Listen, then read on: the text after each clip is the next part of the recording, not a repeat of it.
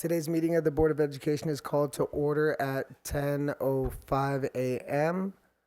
We do not have requests addressing agenda items. Can we please take roll? Ms. Armstrong, Present. Dr. Alhesson, Here. Mrs. Garza, Ms. Stewart, Present. Mr. Critchfield. Present. All right, Chuck, it's all you.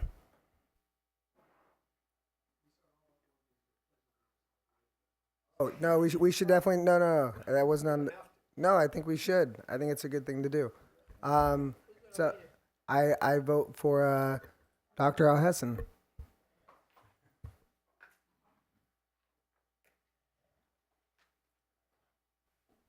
I pledge allegiance to the flag, United States of America, to the republic for which it stands, one nation, under God, indivisible, for all.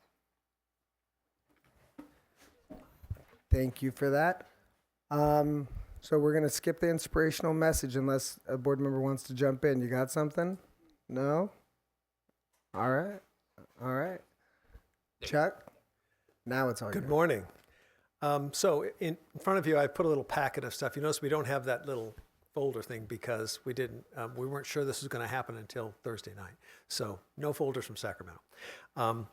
So here's the 4 things we're going to try to do today, because we've done a lot of the work to be ready for your governance handbook. But the first one is identify unity of purpose of the board, to explain roles and responsibilities of the board and superintendent, review and revise norms for sustaining a positive culture, and then create protocols for effective governance. And when we get those done, they'll all be put into a governance handbook, and that's what we will bring back to the board for adoption at a future meeting. Okay, so the first thing I want to show you at your packet in front of you, I think the first thing I put in order was something called governance principles. You see that? Okay. And so this is just, I'd like you to just look it over. It's a reminder of what we talked about at our last 2 meetings, actually. Just to keep in mind that if we want to be an effective board, we need to do the things that'll make us effective and make us work together as a team. Our board behavior models for the children and the parents in our district. It demonstrates the way we do things around here. And the protocols are the things we agree to do to make our meetings run smoothly and to make our district run smoothly. And so I'll be giving you some examples of protocols as we get to them, but the main reasons for protocols are the discussion leading to agreement. So it's not just the protocol, but the discussion around the protocol. Resolving problems before they occur. Orientation for new trustees. And benchmarks against which self-governance can be rated. So that's just an orientation to the things we did in the past. Next thing in the packet is a beginning draft of your governance handbook that I created for you. And you'll notice I put both sets of leadership because we started under one set and we're finishing under the other.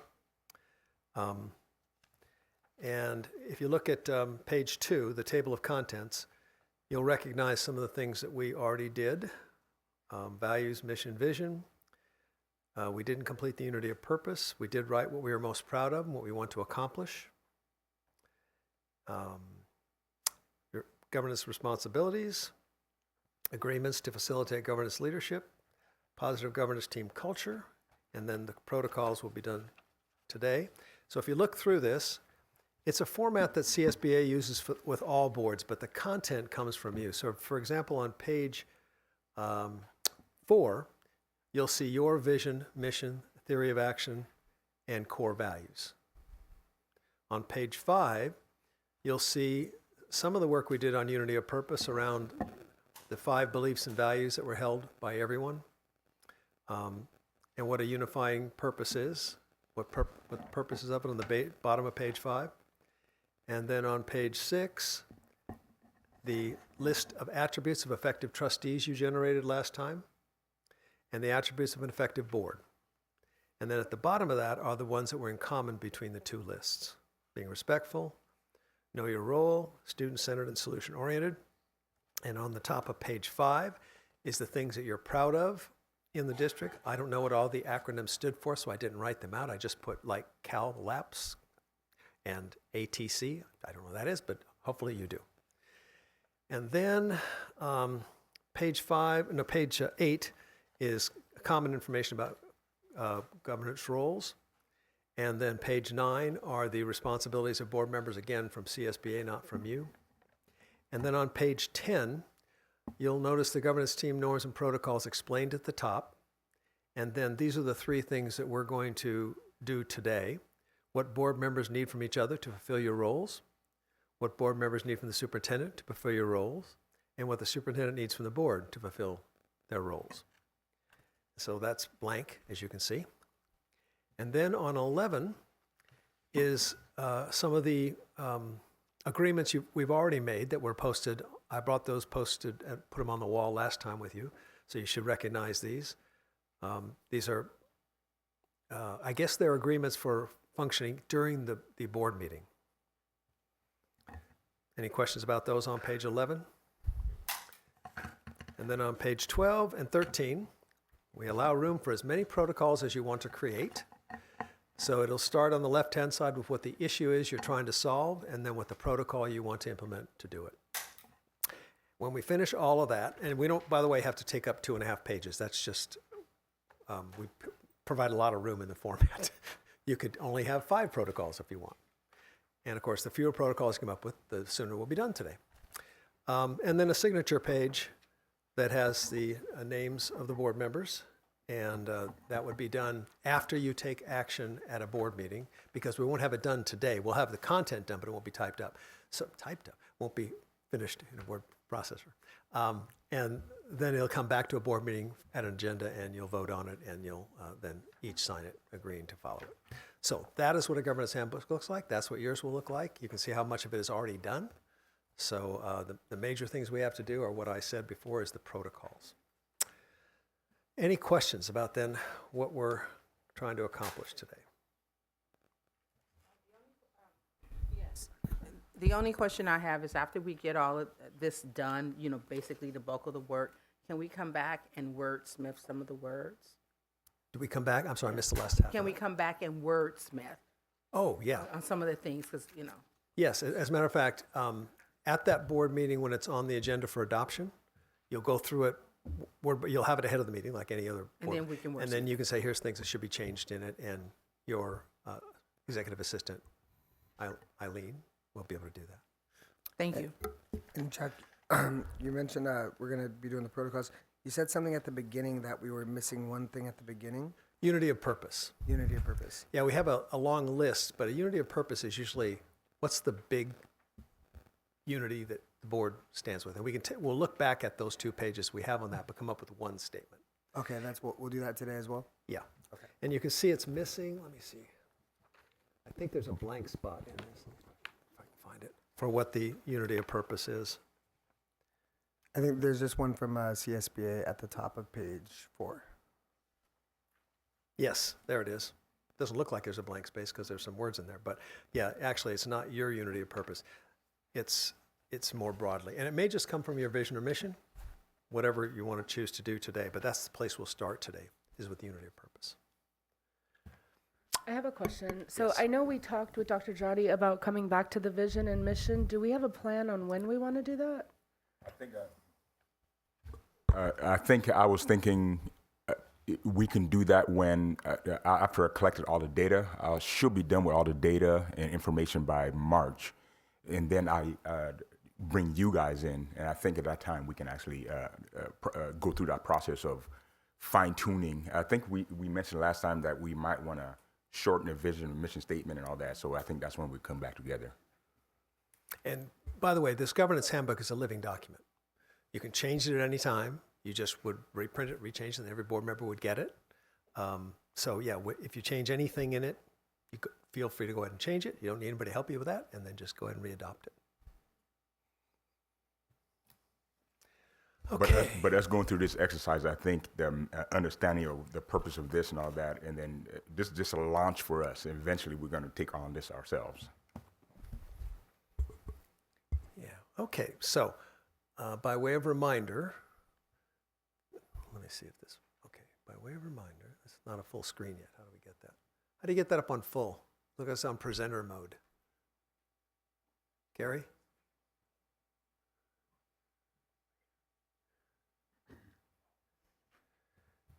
We're trying a different methodology this time. It was for my computer last time, now it's from Carrie's.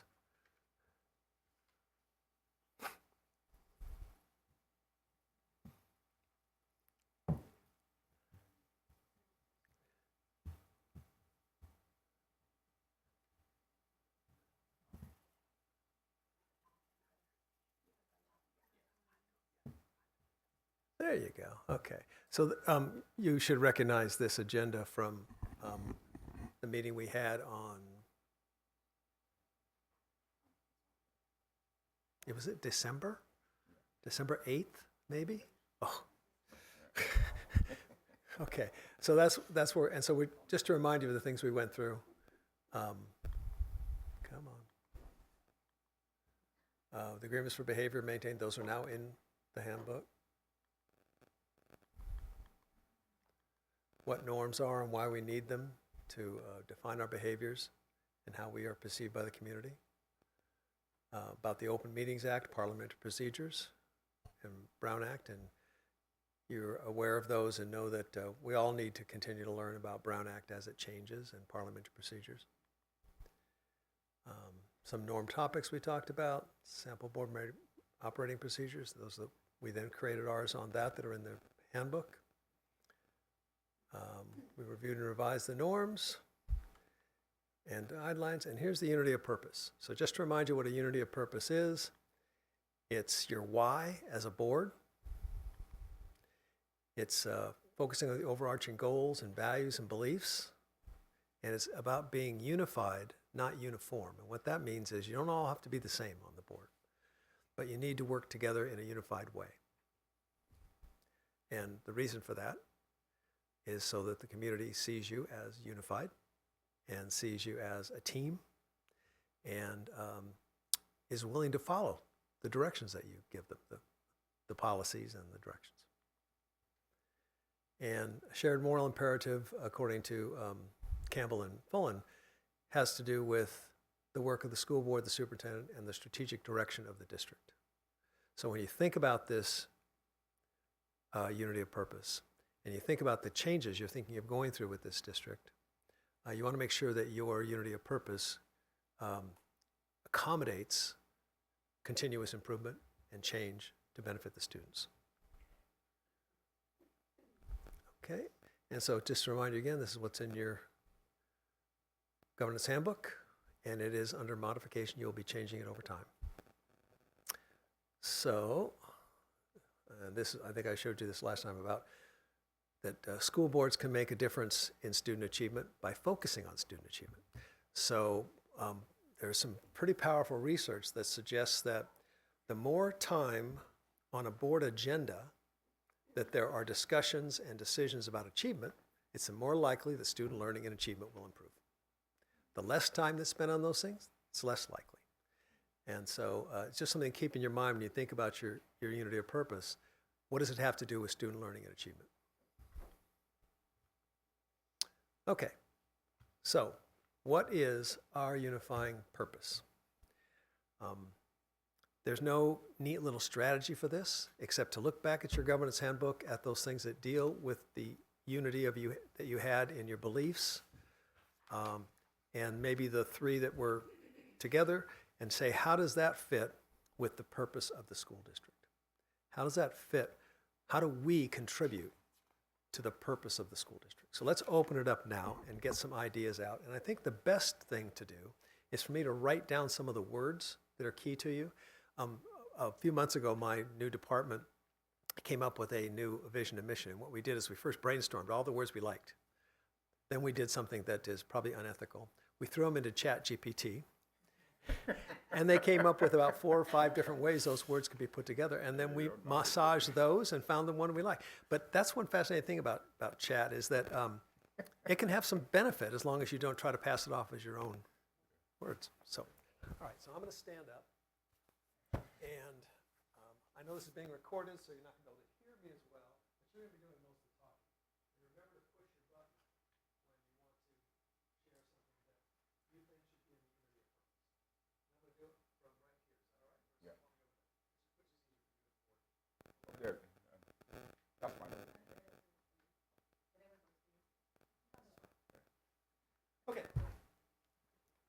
a sentence or a word that you think describes the unity of purpose for the Bellflower Unified School District Board? Students.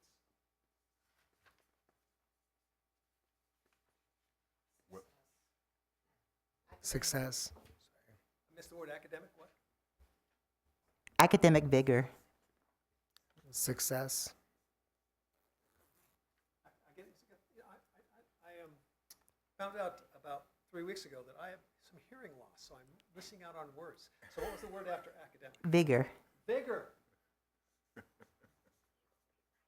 actually going to get hearing aids next month. Who's got some, I heard someone else. Brad? Success. Success. Whole child. Whole.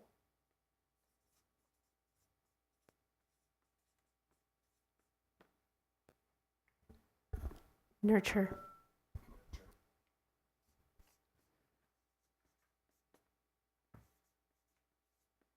Equity.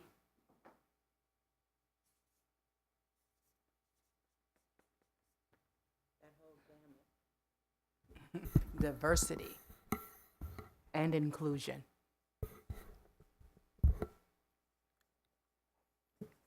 Say globally competitive.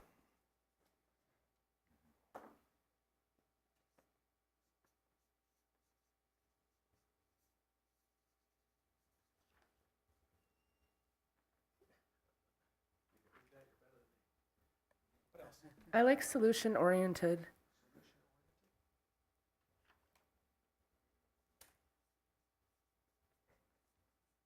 Oh, we have words to look from.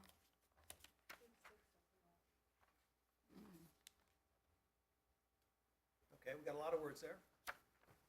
Others might come to mind as we start to try to construct these together.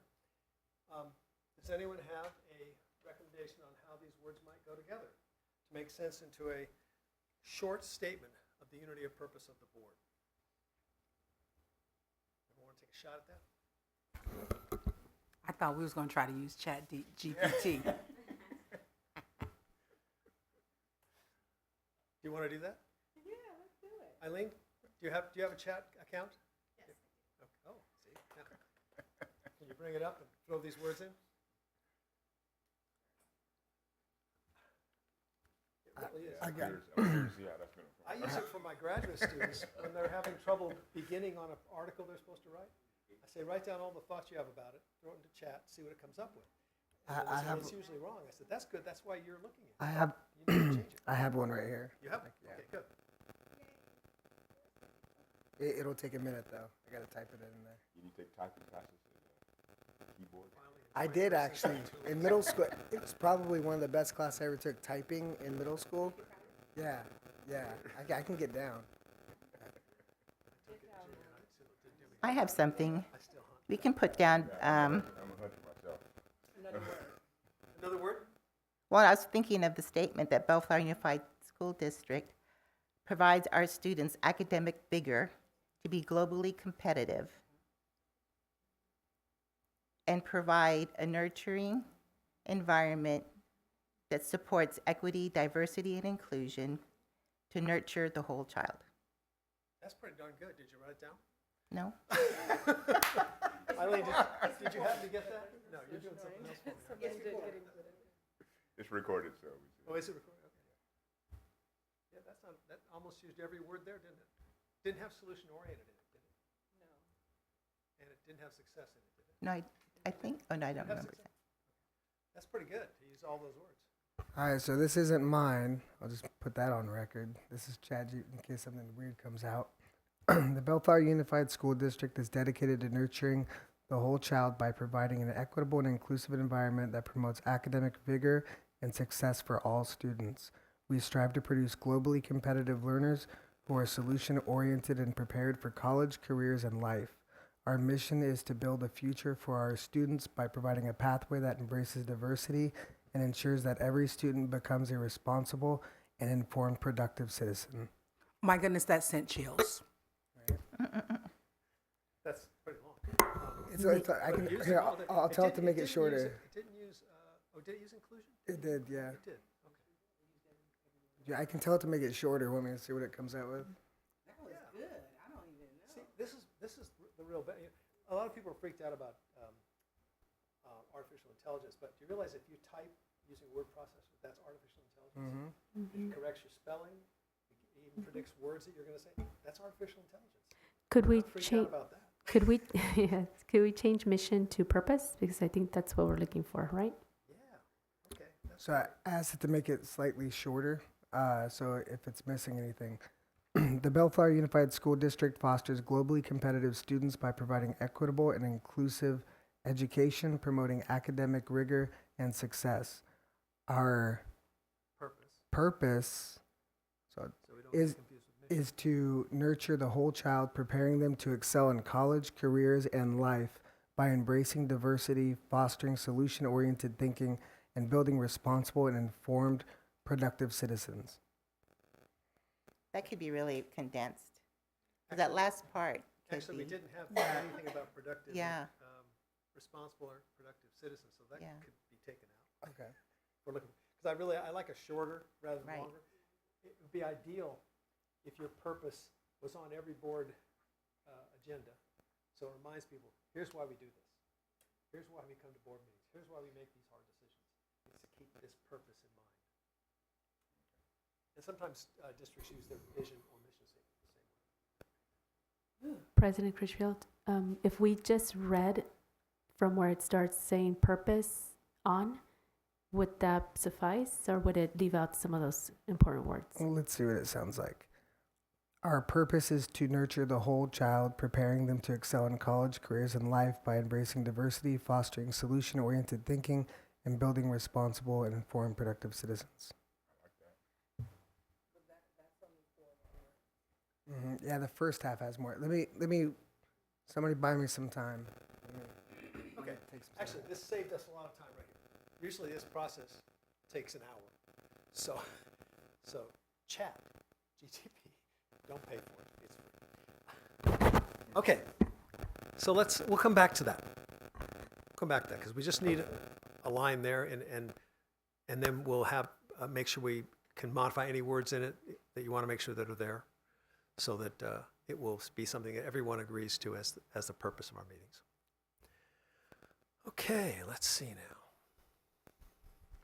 We did this one already. We did this one. We did that one. Just a reminder of this. This is the map for highly effective governance teams. Starts with your individual governance mindset that everyone needs to stay an individual even though you're a member of a team. Any successful team still has individual players. Did you want to say something, Brad? Yeah, could I, just an idea, just throw it out there. So I put the unity of purpose here in text. We can continue with other activities, but maybe I can just pass this around, kind of that game of telephone where I'll just pass it if you want to add wordsmith it, and then by the time it gets back, we'll read it again. So it's a Word doc now? Yeah, it's just a Word doc, and keep in mind, like, we want it shorter. It's about 3 sentences long, and then we'll just pass it around. Everyone add, take away, and just. Not everybody has a computer right now. No, I'm gonna pass it Oh, around. on paper. Oh, you mean your computer? Okay. Just all right. at your own time. no, go ahead. You got it. You want to get it? Yeah, I want to choose one or the other statement, to be honest. I don't want to shorten it anymore.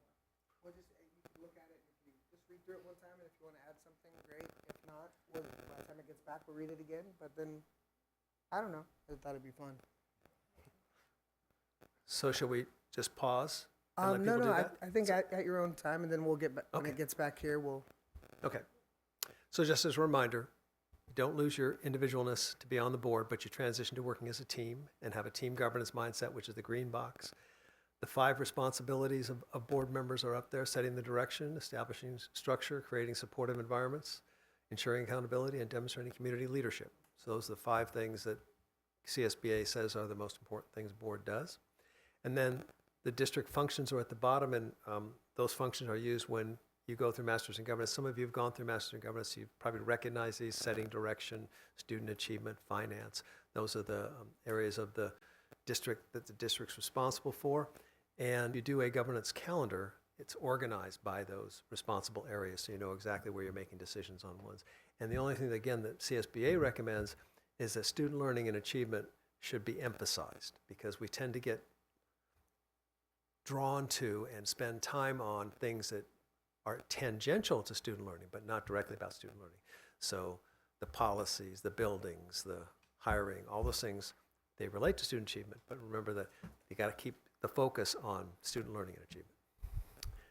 And then finally, if you pay attention to current trends and issues, then you'll have success for each and every student. So that's the effective governance system. Don't have the strength. And let's see. This is a reminder of, we did this last time, but that you're focused, you communicate, you have integrity and trust, dignity and respect for one another. You govern with policy, standards, and ethics. Use collective responsibility for the board's performance, and you ensure multiple voices of the community are heard. Okay. This is a reminder of, we have effective governance when we have trust for each other, we have respect for each other, we have open communication, and we have confidence in each other. And when I say governance team, it is the superintendent as well. So it's all those things for each of us on the governance team. If we don't have it, these are the things that happen. Absence of trust, fear and conflict, lack of commitment, avoidance of accountability, and inattention to results. So trust is a big deal. We spend a lot of time on that. It's something that builds over time, but like a piece of crumpled paper, once it's crumpled up, it'll never, even if you try to smooth it over, it'll never be perfect again. So you really have to work to maintain trust and be trustworthy. Okay, honest and open conversations. We talked about the fact that body language is more important than the words you use. And we talked about your understanding roles and responsibilities. It's just a reminder that as board members, we are values driven. Even though 4 out of 5 of you are educators, when you come to the board table, just like when I come to a board table, I'm not a former superintendent, I'm not a professor at the university, I'm representing the values and beliefs of my community and bringing those to the board meeting. I also am not substituting my knowledge for the knowledge of the staff and the superintendent, even though I'm an educator. So the staff and the superintendent come from the skill side. They're highly trained, like you are as well, those of you that are educators. And they talk about the action plans, the evaluation, the progress reports, and where we come together is around strategic goals and success indicators. And those, as you know, we'll find those in our LCAP plans. So it's the what is what we decide as board members, and the how comes from the staff. And maintaining our strategic focus is the main thing we need to do as a board. So this unity of purpose should provide us with a strategic focus so that we stay focused on what we say we're here for. And there's the 5 responsibilities of the board. At your place, I've given you copies of Board Policy 2000 and 2010, and also a copy of the Board Policy Manual, the 2000 section. And these are your policies. And the reason I brought this to you is to show you that uniquely in your district, I haven't seen this in many other districts, you have superintendent responsibility duties in general, which is 2110, which all boards have. But you also have 2110.1, 2, 3, 4, 5, 6, different areas of responsibility for every area of the district operation. And are we all aware of that? I've not seen this before. So this is really, somebody did a lot of work in 2013 to... I'm sorry, Chuck, where's that at? It's in the papers I gave you. It's the front one, I Oh, believe. got it, okay. Yeah, this one right here. Thank you. And so you have responsibilities of superintendent in curriculum instruction, for students, for personnel, for finance, for school operations, for communication. So, and I know we built a superintendent evaluation system for the next year. That's done. But you might want to think about these in the future to look at those as board members and say, are there any areas in there that we want to have the superintendent collect information on? And we are currently doing it on curriculum and instruction. But you could look at all those and see, because you do have those unique policies. And remember, policies can be changed at any time by the board. And these policies are literally not from legislation. They're literally from you deciding what you wanted. Because the description of superintendent legislation is very broad. It says anything delegated by the board.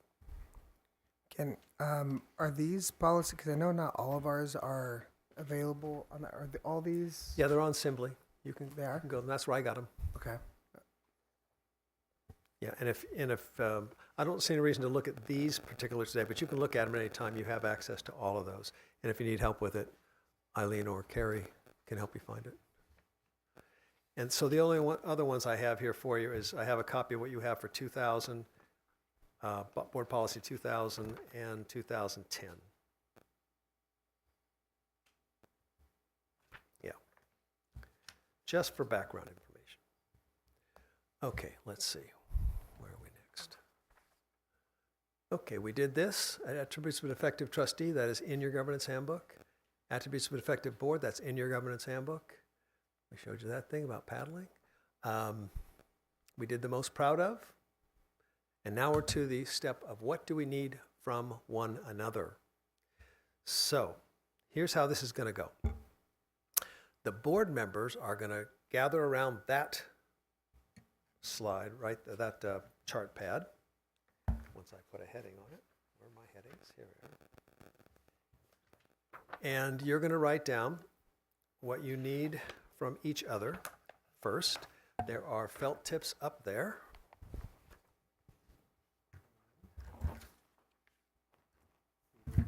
Decide to record the thoughts of others.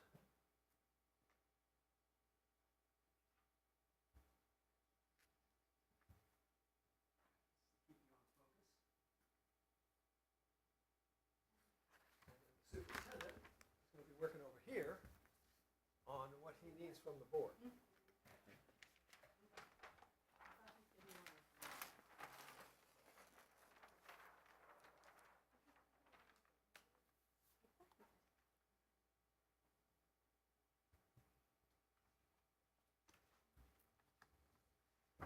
So just for clarification, you want us as a board to meet at this one and have one person write what we come up with?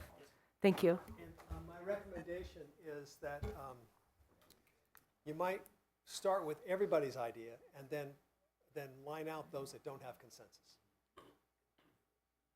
You can ask your assistants to come. Yeah, they're gonna come help. There's felt tip. Here's what. Here's a couple of. Yeah, they can come and help you. And what you could do is usually turn it that way.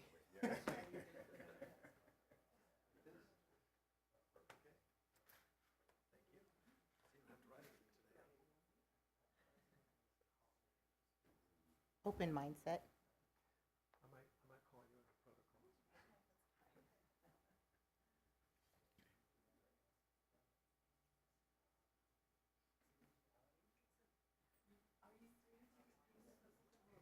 See if you're spelling it. By the way, this is the next question you'll be answering. What you need from the superintendent. I have a theory that every time you pick up a felt tip on the chart, you're spelling goes, you can't spell it. You can't even spell your own name. I notice with people that they can spell it. Like, how do you spell it? They go one word, and I go, well, write it. I can't do it.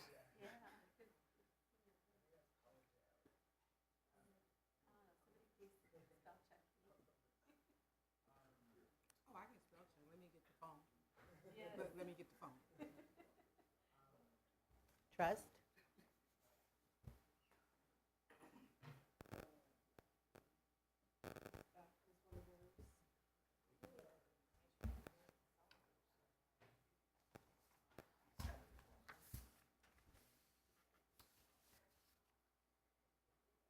Checking in one word.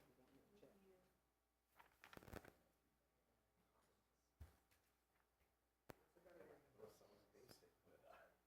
Collaboration. Compromise means you're willing to let things go that you believe in order for the team to come together. You're compromising.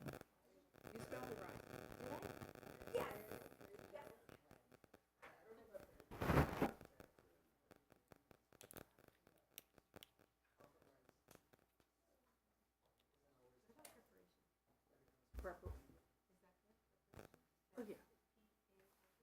Can you look up the definition of compromise, please?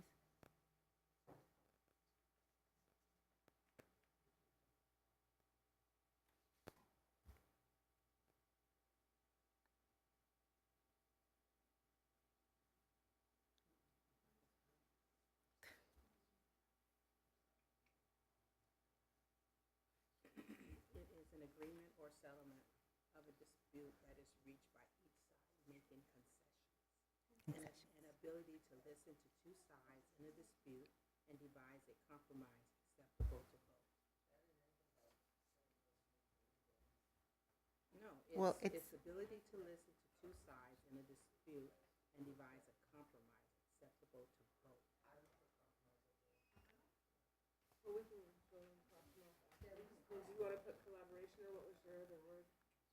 No, a collaboration was one of them, but it doesn't make a difference. Let me They're put both the same. consensus in there. Because consensus means all of us come to the agreement.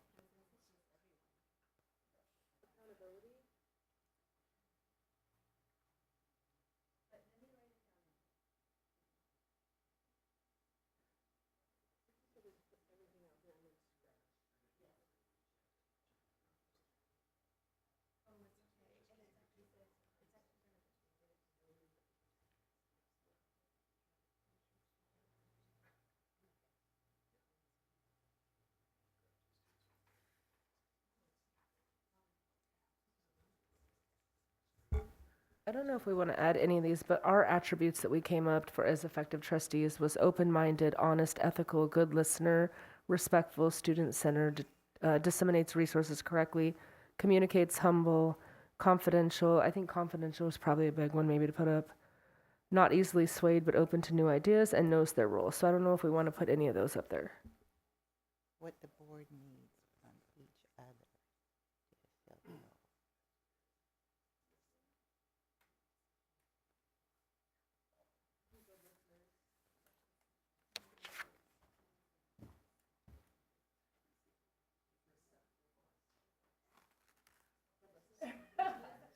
I don't know, like, what we need from each other. We need each other to be good listeners or to listen to each other. I don't know.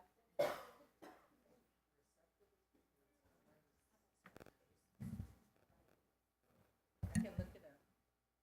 Or we can just put them all up there like he asked us and then scratch them. We could do that too.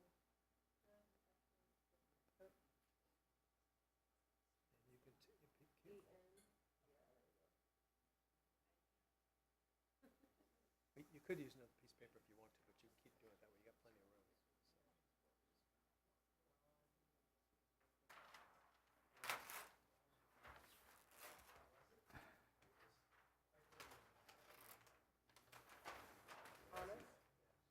I think honesty is important.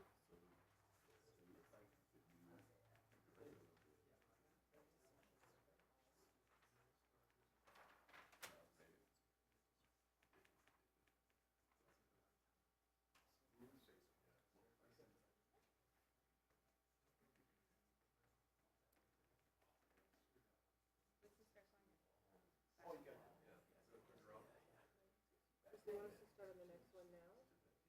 We could.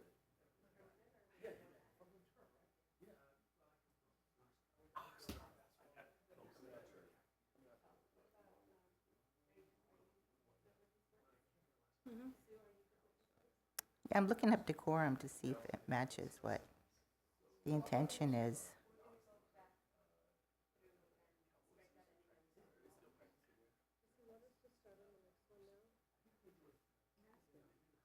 He gave us the next one, yeah. He did give it to us. I think he wants us to. Where's he at? We can ask him. Oh, Dr. Lee.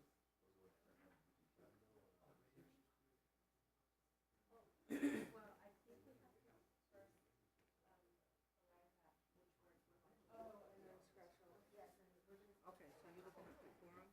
Yeah. It says the behavior that is controlled, calm, and polite. This is the definition. As young ladies, we are expected to act, behave with proper decorum, is the example they give. That's what I'm saying. No, the definition is behavior that is controlled, calm, and polite. And then they give an example. As young ladies, that's what from the You know how they put it intern in a tells, sentence? yeah. It's just a sentence and example Yeah. about it.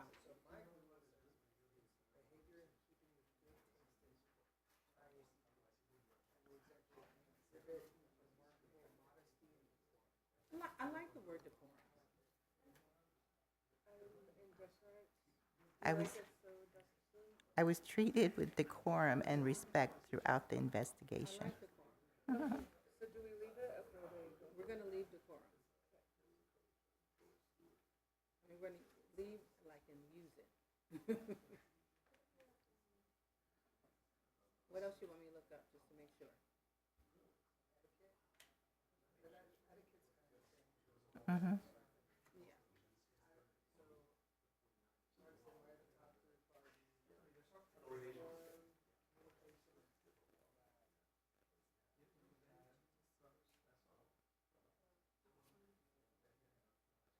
Look up, I didn't look up the definition. Put like maybe like a little check by each, yeah, and then we can, those are your top three.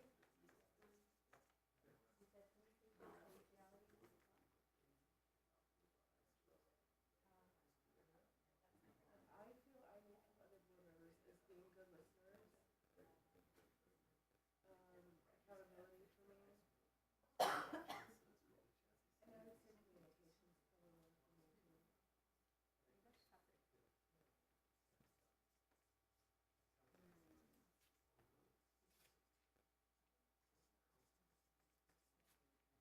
Me, I need, we didn't put, my goodness, that word left my head.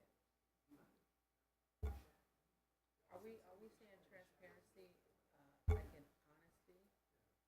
Honest and transparent is like the same thing? No. I think you should put transparency, yeah.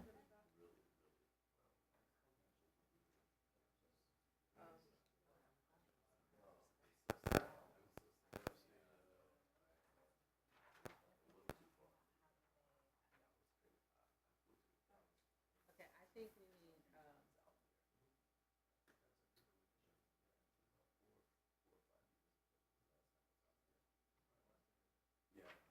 we definitely, we need trust. To me, trust, for me, trust would take care, I'm gonna say transparency. So we need trust, we need decorum.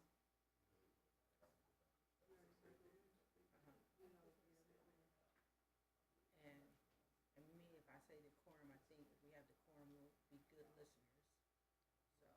So. Yeah. No, I don't want trust, decorum. 'Cause we have trust and decorum. And what's my other word? I'm gonna choose compromise or consensus. I don't know which one I wanna choose out of compromise and consensus. But I would say compromise. Open mindset. I like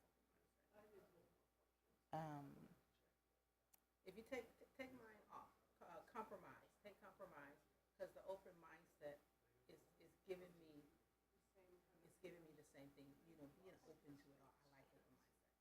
So those are mine. I'm done. consensus, Decorum, which is what Dr. Weiss keeps talking about, is the board reaching consensus.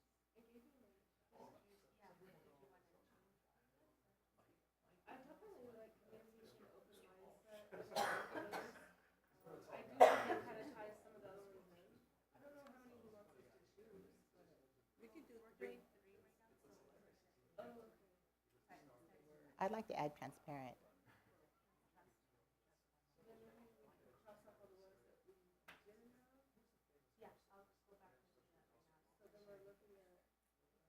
Communication and open mindset had the most checks.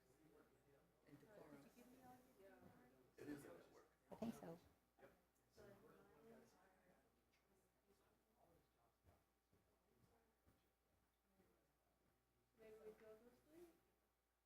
I don't think we should cross them out. It's not that we don't, but they kind of tie in like you were saying earlier. Circle, yeah. Oh, circle mindset, yeah. So everything else, I mean, if we have decorum, open mindset, and communications, because that means that we're listening, we're being open and honest and transparent.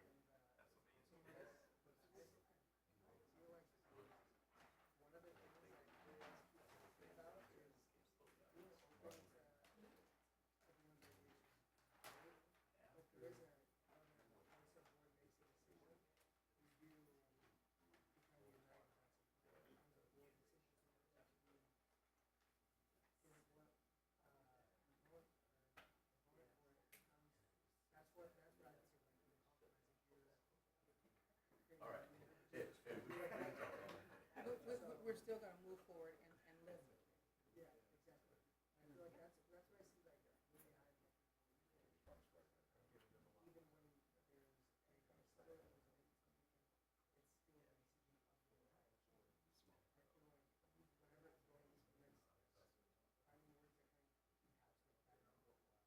We've had board members make a statement even though the entire board agrees with it.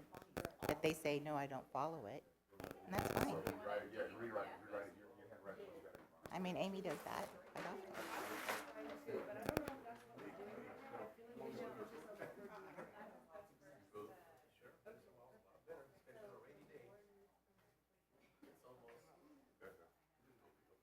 Confidentiality. Yeah, honesty.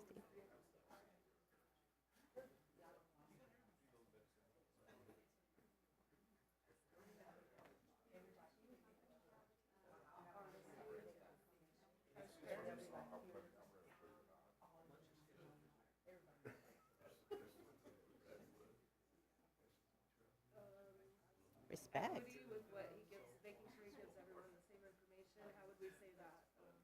Does he put communication? And transparency is that. To We me. gotta say share information. Because a lot of times we can communicate, but that don't always mean we're gonna be sharing. Well, at least answer your call. He doesn't even respond till months later.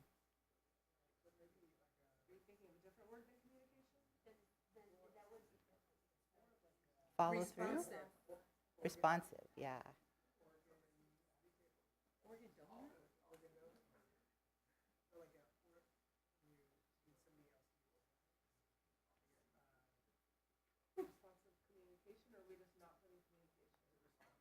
Responsive would be. For example, I said Happy New Year. He responds 3 weeks later. Brad. No, he was back because he. Okay, y'all, I gotta work on being responsive. I think it's important to be responsive to your bosses. He has 5 bosses. If you can't respond to your bosses, that's not a very good sign.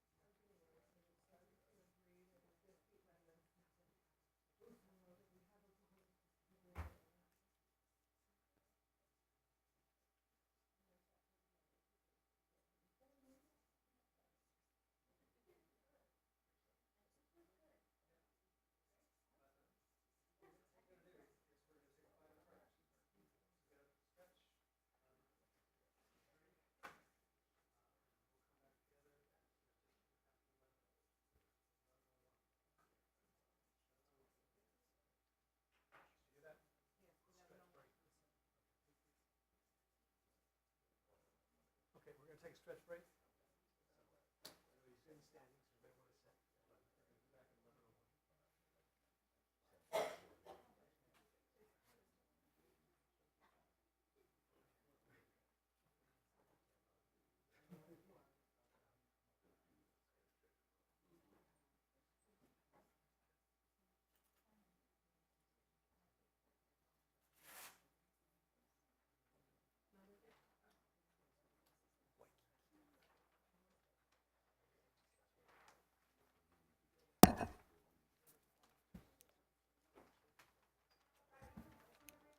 Myra, before you go, before you came in, I told him that what I did with this was I put this.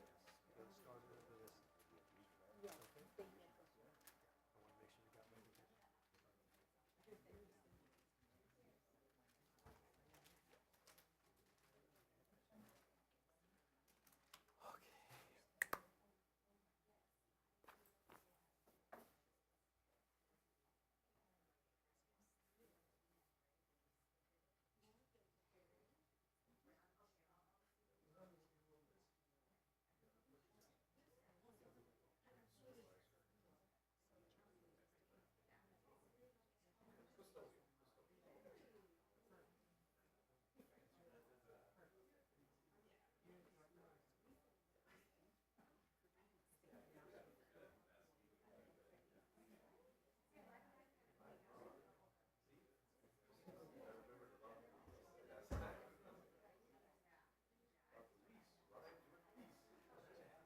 I'm ear hustling.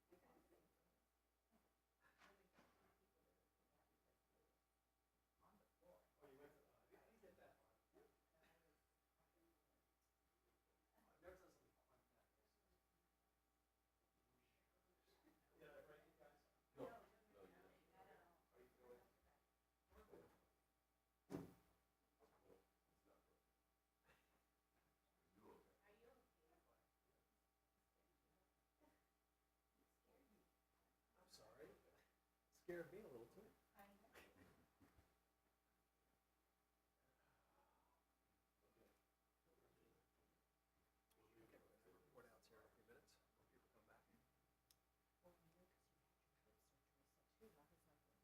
Yeah, I always worry about that. They're probably the strongest thing on there. They're titanium. But believe me, I worry about mine too sometimes. I'm like, oh no. You have both?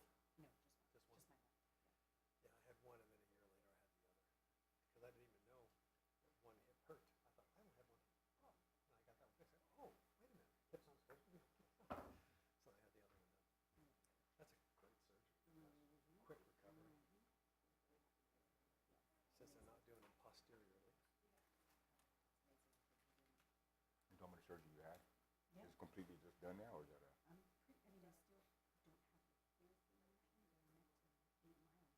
Oh, wow, wow. Are you running with? Oh. And you're not, there's no limping or anything like that?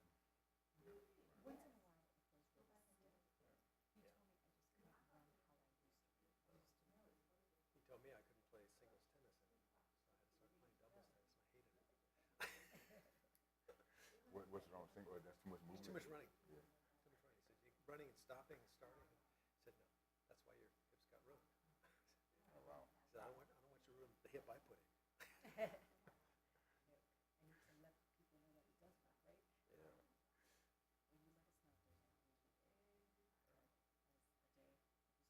What are you going to do about it? You going to drive me home? No, I'll be fine. It really, it was a very slow fall. It felt like.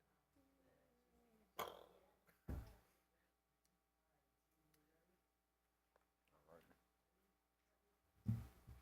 Are we ready to go? Okay, we're going to start with the first one. So can we flip that over? Thanks, Amy.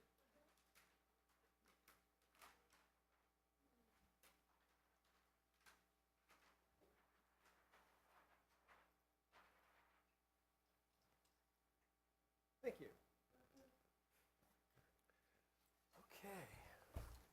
Okay. So who's reporting out for the board team?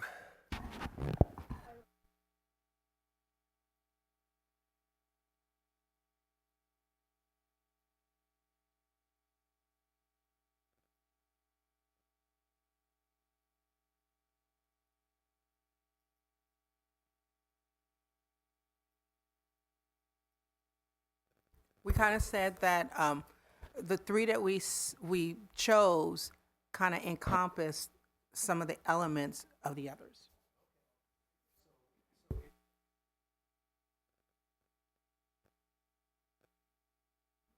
Oh, I thought I had it on. That you want open communication, open mindset, and decorum. Is that right? Or is the open not right on communication? We didn't really know how many you wanted for us, so we were trying to get them to the top. We didn't know how many to include. You can have as many as you want. There's no limit, but you want to Can make I- sure you have consensus on them. Jack, Can- can I ask? I'm sorry. No, go I for it. was going to go after Amy.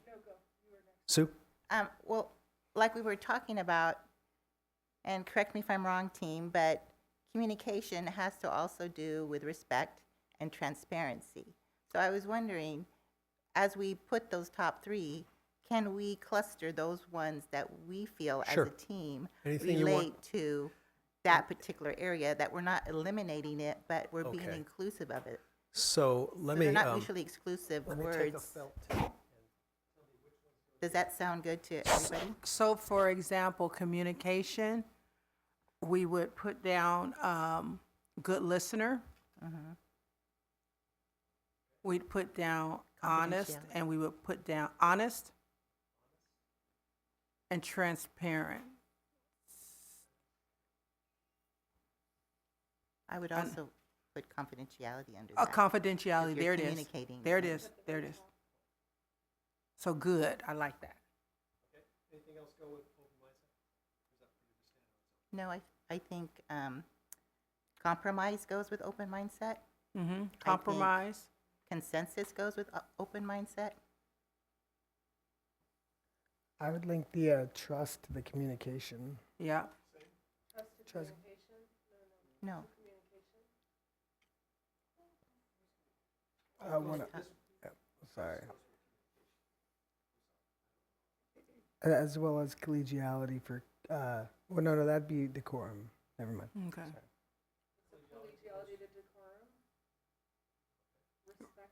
Yeah.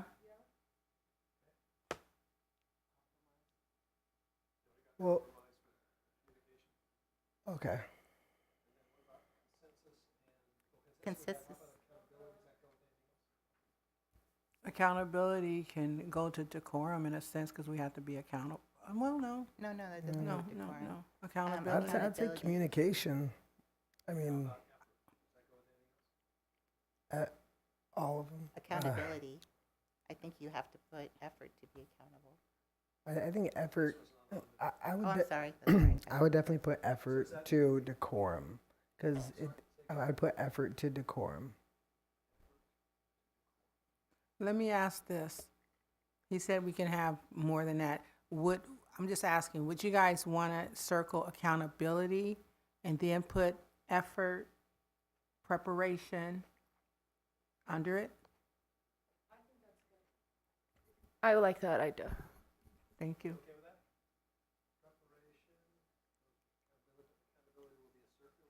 Yeah.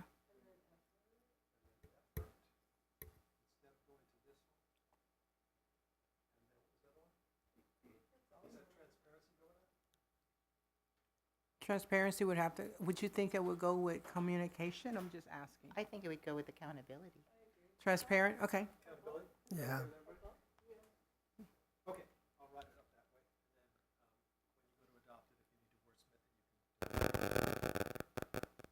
Thank you.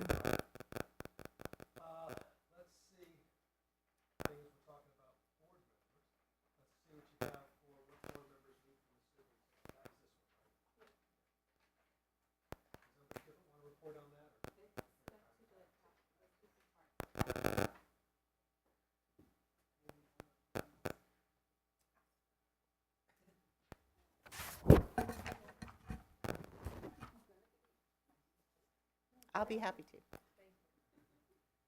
So the things we expect, the team expects from our superintendent is confidentiality, honesty, transparency, responsiveness, communication, leadership, follow through, keeping timelines, following board directives.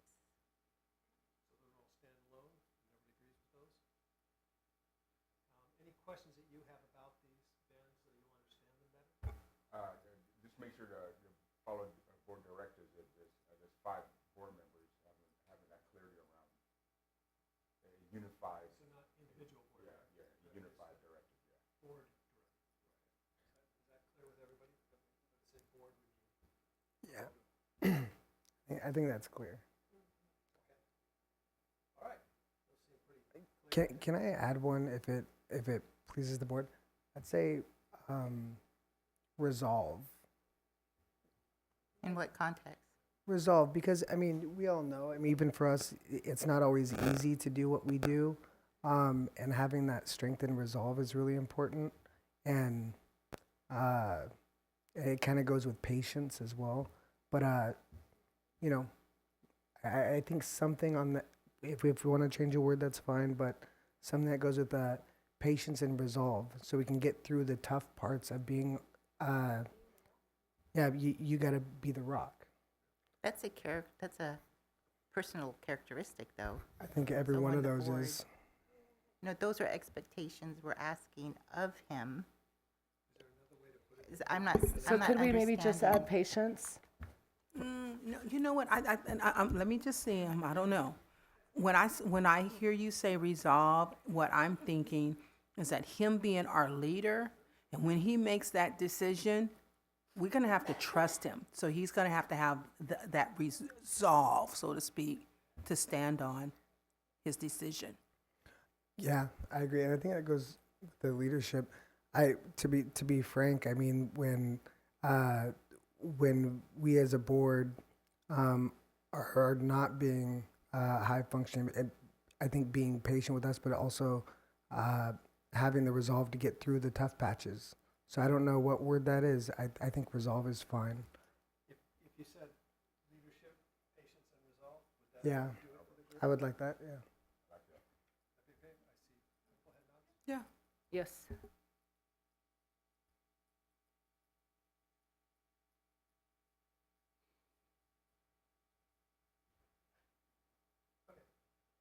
else?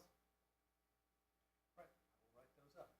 Now we go over to Ben's list that he did with his assistants and associates.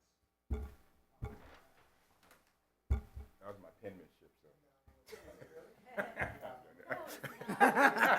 I'll claim it. That was Bonnie's. I'm not gonna take credit on that. So, all right. So I put trust. I think that's essential. I think you guys hired me as superintendent. Trust is the first one to put up. I think you guys hired me as superintendent, as the CEO, on the how. So because of my experience and what you saw through the interview process. So trusting the fact that that I can lead this thing. Honest communication.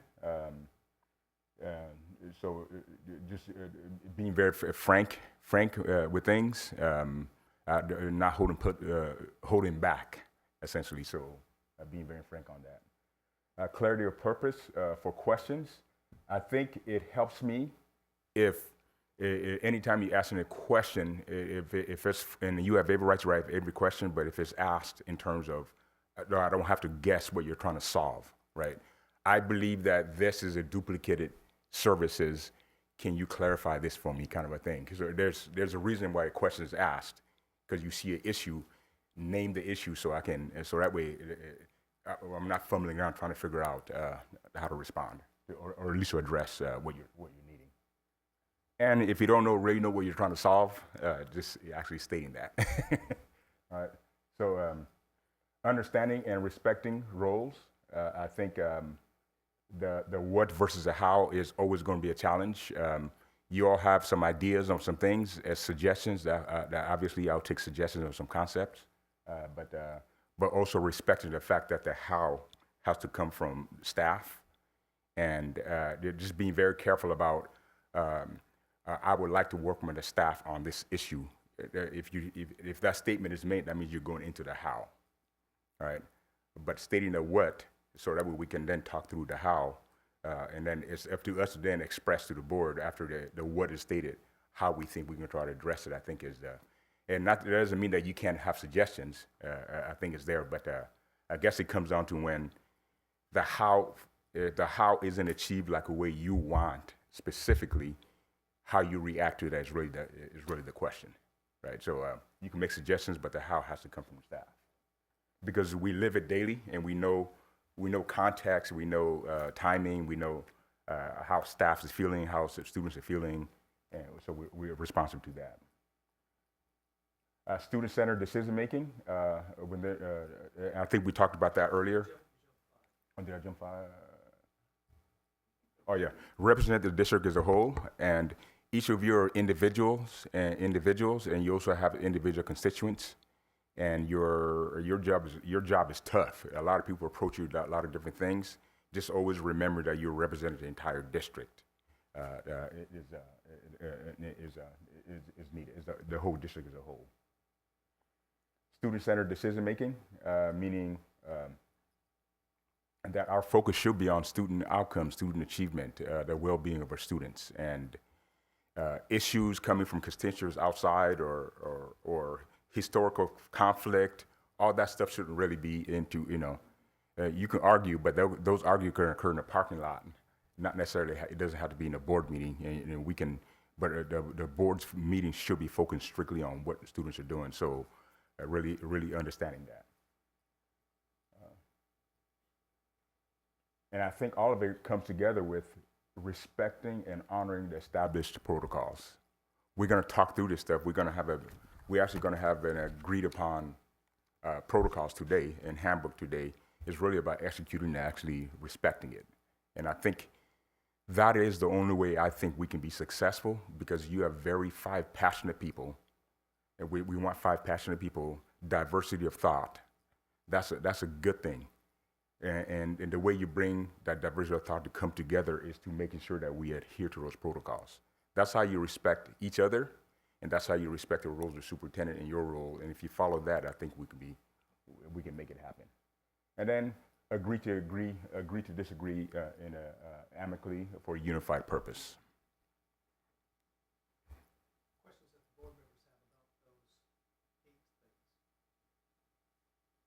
I just had to comment, and I'm just going to be honest and open Yeah. because that's what we're supposed to be doing here. Is I love this, and I love that we're creating those protocols, but it's still hard for me to understand how we get through these, like trust.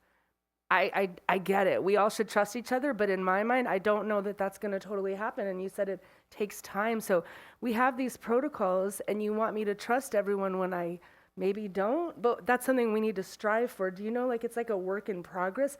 How do you work through that with the protocols and trying to just learn new people? We haven't been here that long, you know? I don't know.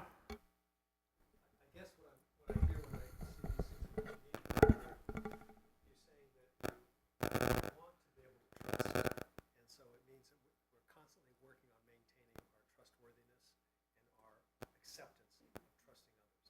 And it is always an ongoing.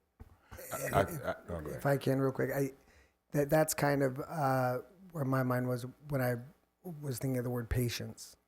Because sometimes, especially with new board members, we're not the last new board members that this board will have. Patience is a really big part of building trust, and there is that humility that comes with that. And also, I think when we start looking at student data and seeing progress and seeing things like that, and seeing your fruits of your labor, and we feel success. We are successful at looking at the data and having clarity around the budget. And when those things come, I think we're gonna start trusting each other. More importantly, yes, we don't fully trust each other right now, but let's trust the wisdom that we put together in those protocols. Right? The trust the wisdom we put in the protocols, and you follow that and you adhere to that.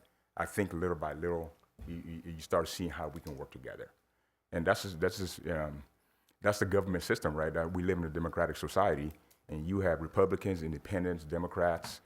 At the end of the day, we still have to work together moving forward, and by following rules, following the rules. So I have a question. I like what you said, respect the district as a whole. Many of our fellow board members keep saying my constituents. It divides the community, and it divides what our mission is. My constituents.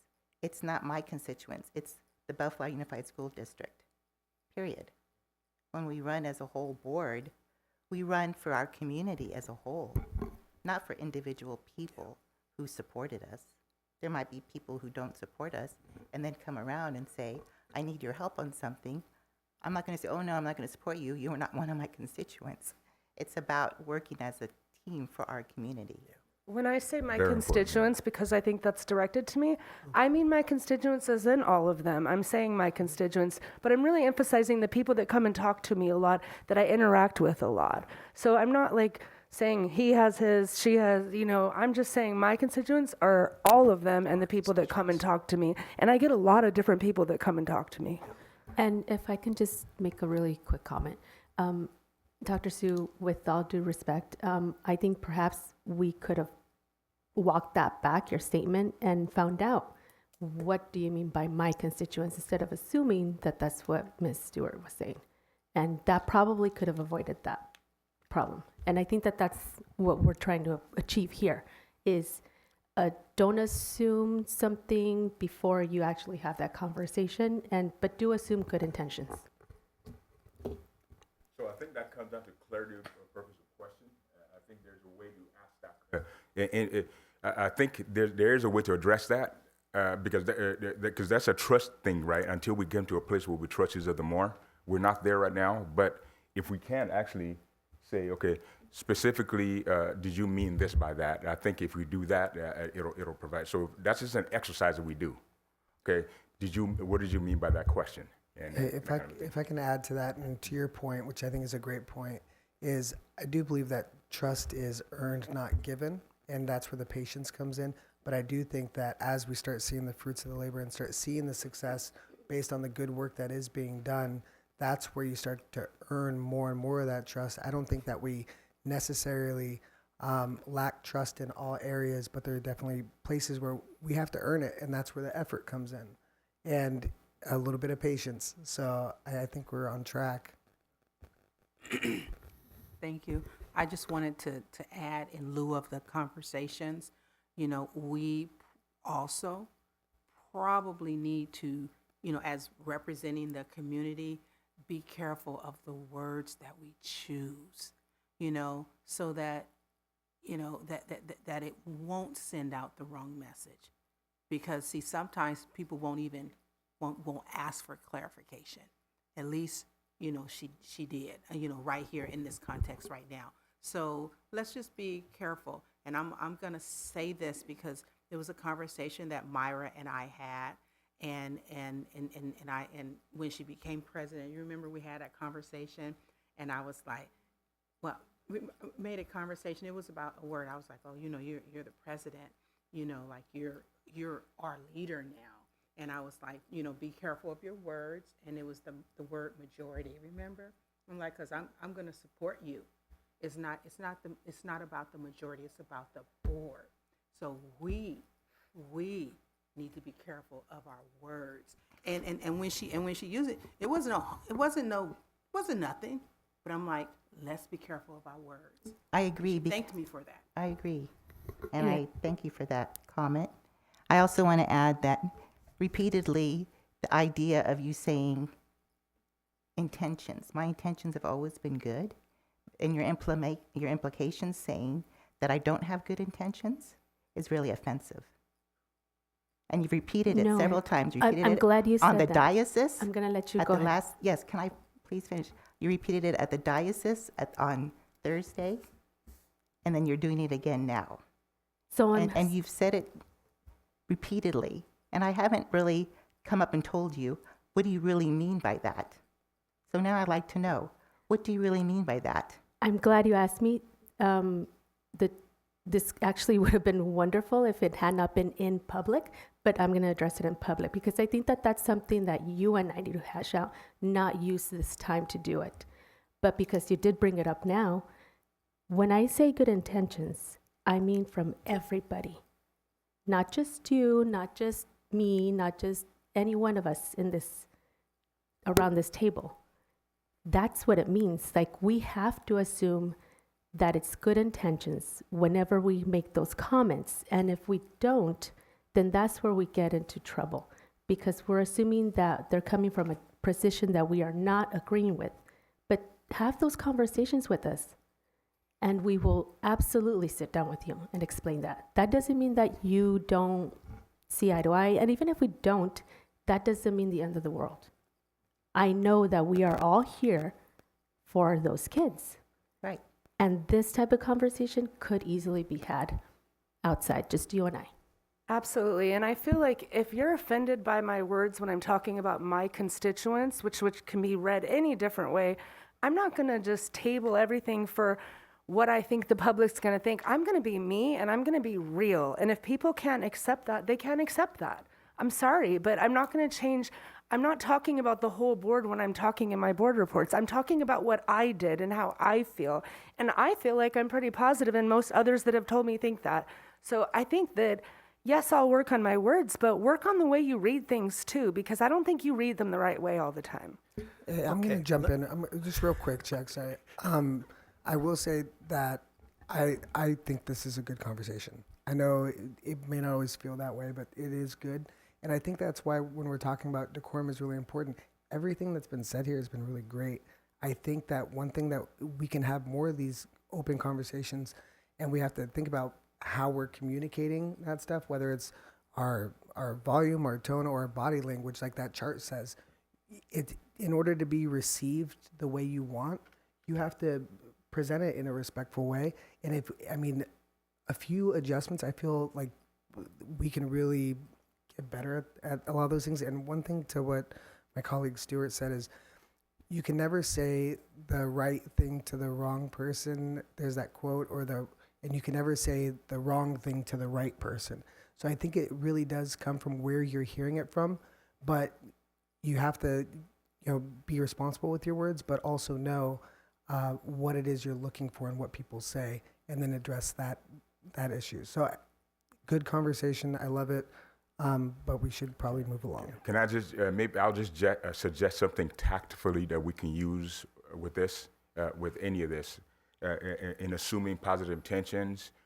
All those things are great, but sometimes we don't know how to do that. So tactfully, how do you do that? And this is just something we use in education all the time. You know, sometimes you tell people, I need you to teach or instruct or operate in this way, and it'll result in students engage in this kind of conversations or behavior. It'll produce student achievement.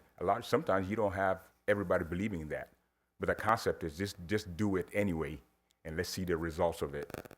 And so with that, then tactfully, anytime if somebody feels that they were slighted because there's an assumption that you're targeting me or something, I think to me, having that clarity, honest communication, clarity of purpose has to do with pausing that situation and saying, did you mean this? With that comment, and that's also assuming positive intention too, because you don't want to assume that person said something to you and attacking you. Let's just get clarity. So tactfully, if you feel that way and you're feeling anxious and anxiety and all that, I think the best approach is to say, did you mean that? And I commit to do the same thing. I'm just like human beings, just like you guys, right? Sometimes somebody says something to me and it hits me a certain way. I've got to pause and say, okay, maybe that's not what they meant. Did you mean that? You just pause and ask that question. One statement for all of us, this me, everybody. You got to remember, when we put out a message, with good intentions, when we put out a message with good intentions, we still have to, we don't have to worry about it, but someone else has to receive that message.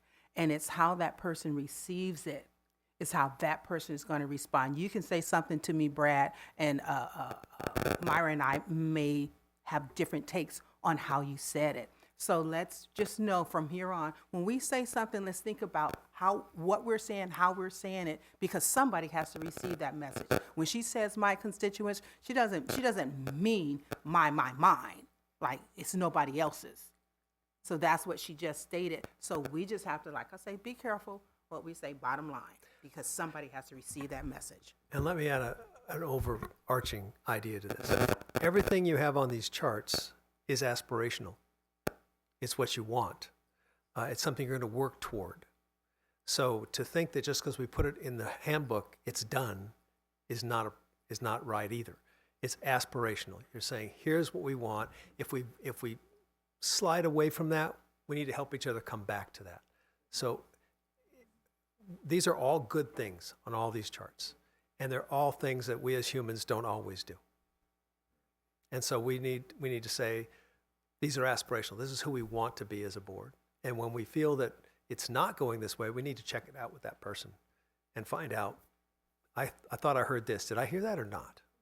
And the only way to maintain trusting relationships and open communication is to follow up and check on them. And as Renita said, you haven't communicated till you've made sure someone has heard what the message you wanted them to get.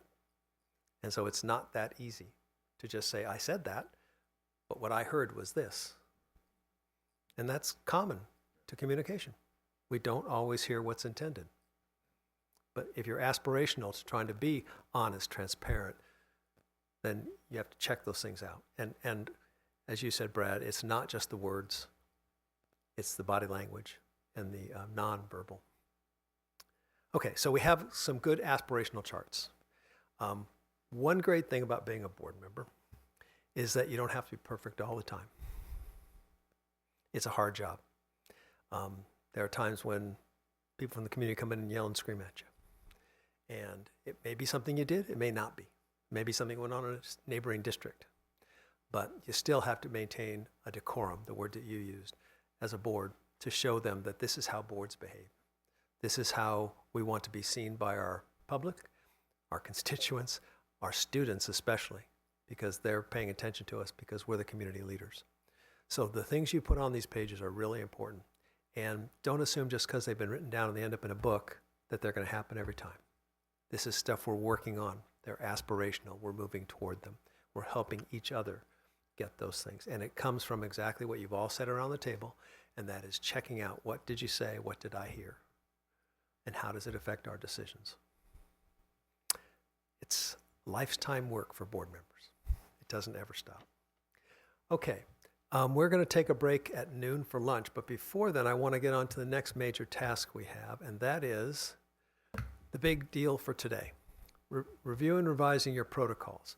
Now, I don't think you really have any protocols in print. Is that right? Because I haven't seen any. I looked on the website, didn't see any. In your packet, I have a paper that looks like this.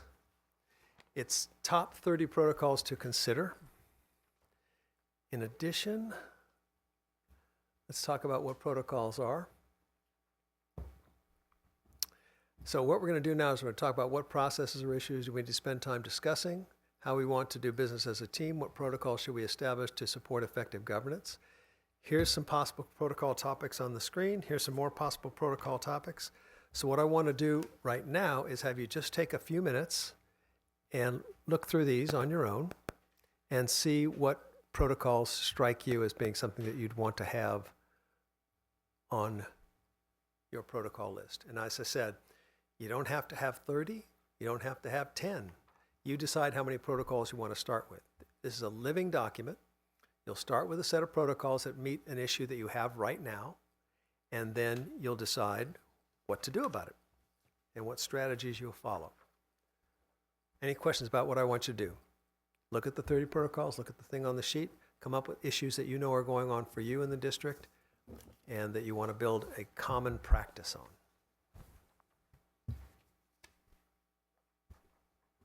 Can you offer some clarification on the first one, orientation of school board candidates? Is that prior to coming into this, with the board, or is it once they have been elected?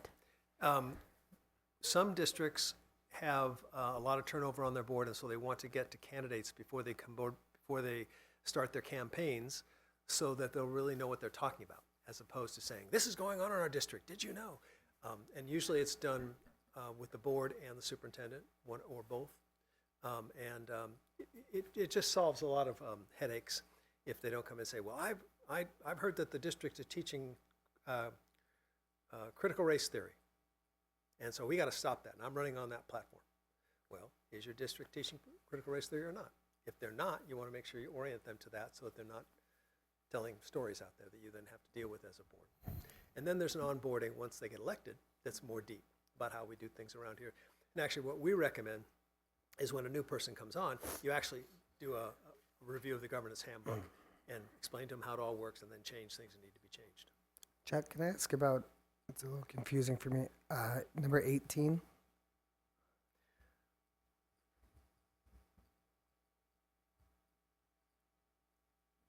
That's a good question. Allowing a majority vote to set the direction.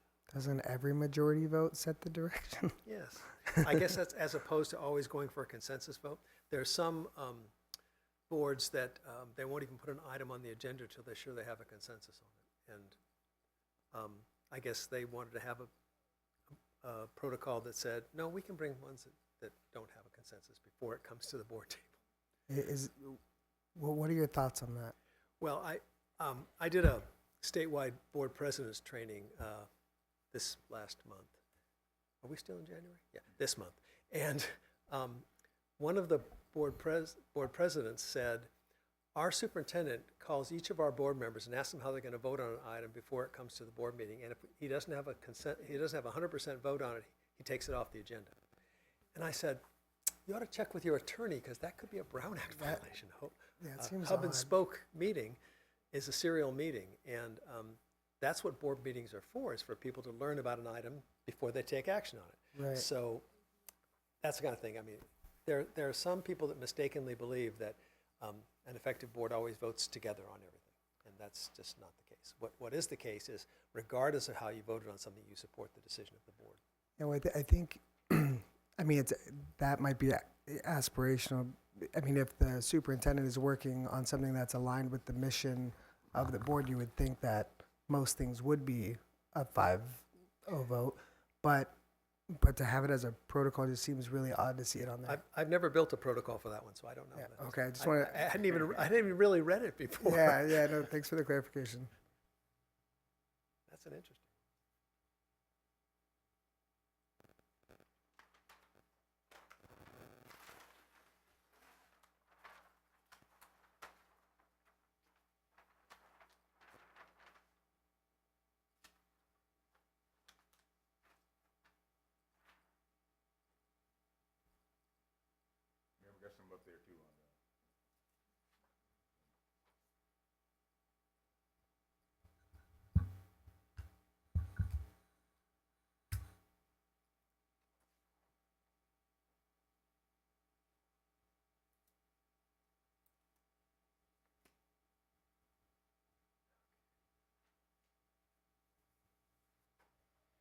So if there are things already on here, we don't need to address them. For example, board member reports at board meetings, we're doing that now. So Unless you want to if change it's an something about it. existing, if it's something we're existing doing, we wouldn't have to put it on. The only Or reason should I've we s- stick it on. The only reason I've seen board members add that when they do protocols is they don't like the way it's being done. So they want to have a protocol of how it should be done. And it's this, for right now, we're at the individual stage, right? So if we check Yes. it off, it's fine. Yeah. Oh, yeah. Okay. Yeah. And then we'll build protocols around those that we have agreement on that we want to build a protocol on. Then we have to agree on what the protocol will be. Chuck, what would be the, when it comes to like our like policy on the role of the president and those bylaws, it seems like there might be some overlap. So would protocols precede those, or would you consider the policies? I forgot to mention this. When you bring up something that ought to be a policy, we'll put it on the parking lot because we're not going to do policies today. We're Right. just going to do protocols. So, for example, you have a policy on the board president's role. Right. And so if you brought up something on the board president's role, we will put it in the parking lot because you have a policy. Right. So like a just okay, that's clear. But there may be things about the board presidency that's not a policy and shouldn't be a policy. It should just be a protocol. And you may want to put that on there too. The way you start to pick a protocol is there an issue that either has created problems for this board or you think might create problems for the board? That's where it starts. Because that's why you'll notice the page that I had in your governance handbook, the first column is issue. Did you notice that? So it's, for a good example of issues are, I think I may have said this to you at a prior meeting, and I apologize if I did, but board members showing up at schools because they want to do a classroom visit. Did I say this to you? I didn't say this to you. I did, because it freaks out principals and teachers when they don't know that the board member's coming. So that's something that the boards usually put a protocol together on, saying that there should be a notice that you're going and why, and those kind of things, so that they don't worry about that you showed up and you just popped in this morning and started walking through the classrooms. And so it's like, okay, it's not a big deal. Just wanted to see what was going on in the classroom. So like that whole thing of a board member calling a principal and saying, I'd like to have a meeting with you. You think, oh my God, board member's my employer. I'm scared. Do I need to bring a union member with me? I mean, what is this? And it isn't. I just wanted to ask you about the last basketball game or something like that. Anyway, so start with the issue. We're having you work backwards from looking at protocol areas, but if it's not an issue, it doesn't become a protocol you develop.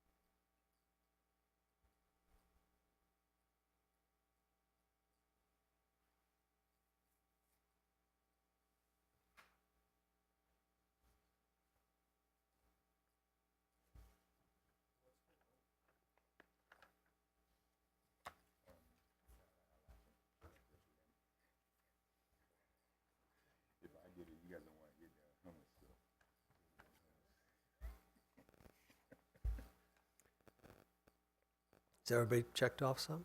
Need more time? A little more time?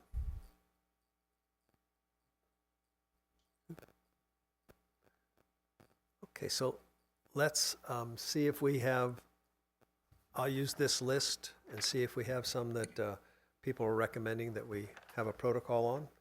And then maybe that'll get us up to lunchtime.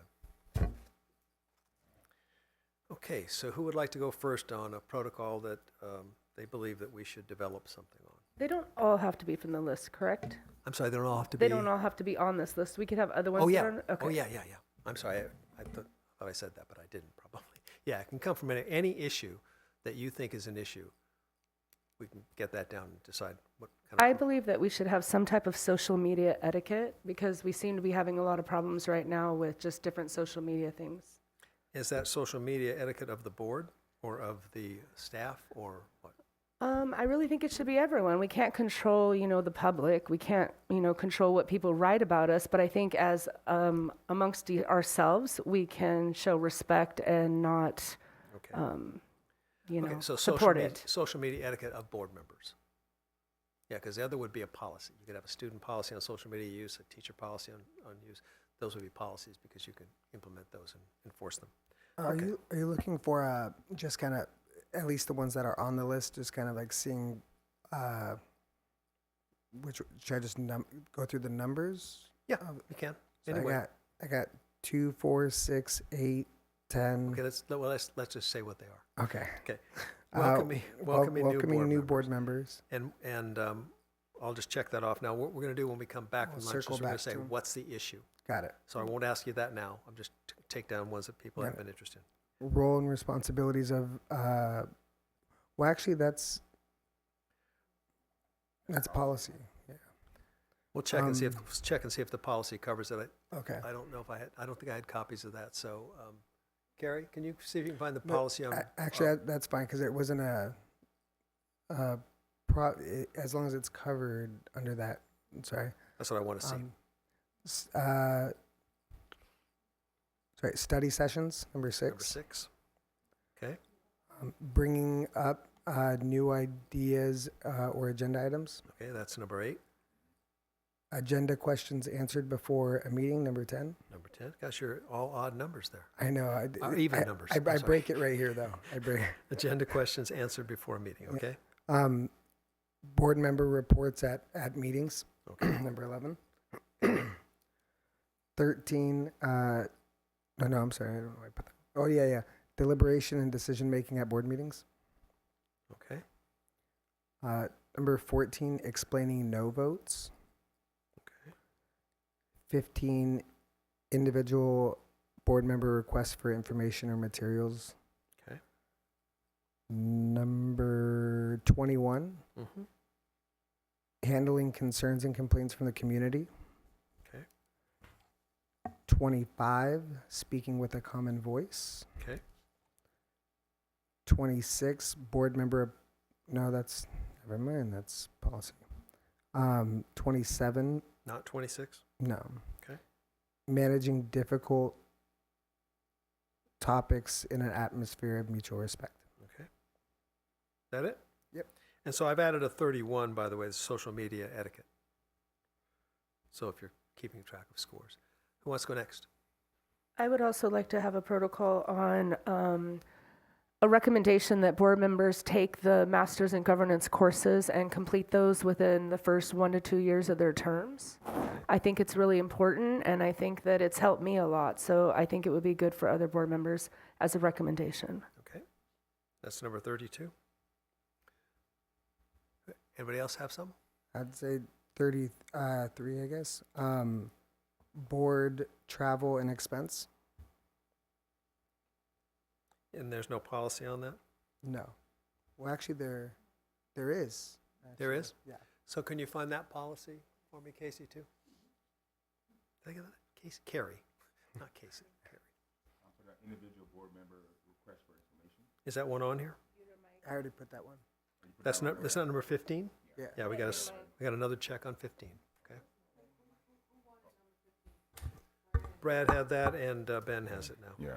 I'm not going to repeat. Should we repeat what others have said, or just go on the new ones? Don't have to. You don't have to. Okay, Get so new ones on there. I'm putting on handling concerns, complaints from community. Is that it? I put down already. Is that a number? 21 Thank you. and 22. Okay. Oh, 22. Okay. Speaking for the governance team, board district, Number. 23. Thank you.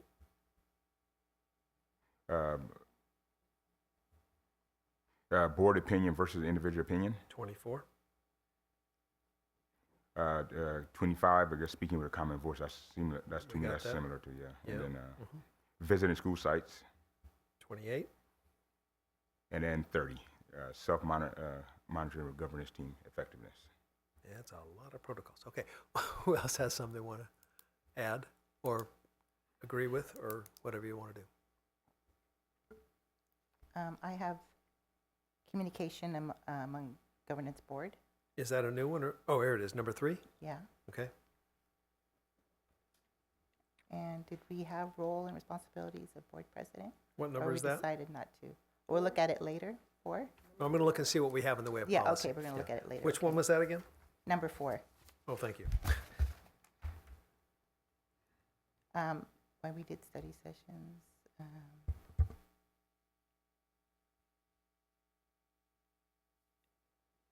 So some of these that were repeated, I'm not going over them Okay. because I already saw them. Okay. Okay, addressing conflict among board members, I think. Number Was that- 17. Yeah. Got it. Allowing the majority vote to set direction. Okay. Yes. 18. Yes. Meeting guidelines for boards and other district meetings. Okay. That's number 19, right? Yes. And role of board members in public, What number is that? Was that 29? 29. Thank you. And self-monitoring of governance team effectiveness. Got it. Myra, did you have some? I think most of them have been covered. I'm trying to double check. Okay. So if you'd like to go to Board Member Armstrong. Renita, do you have any that were not already checked off? Number 7. Number 7. Placing items on the meeting agenda? Mm-hmm.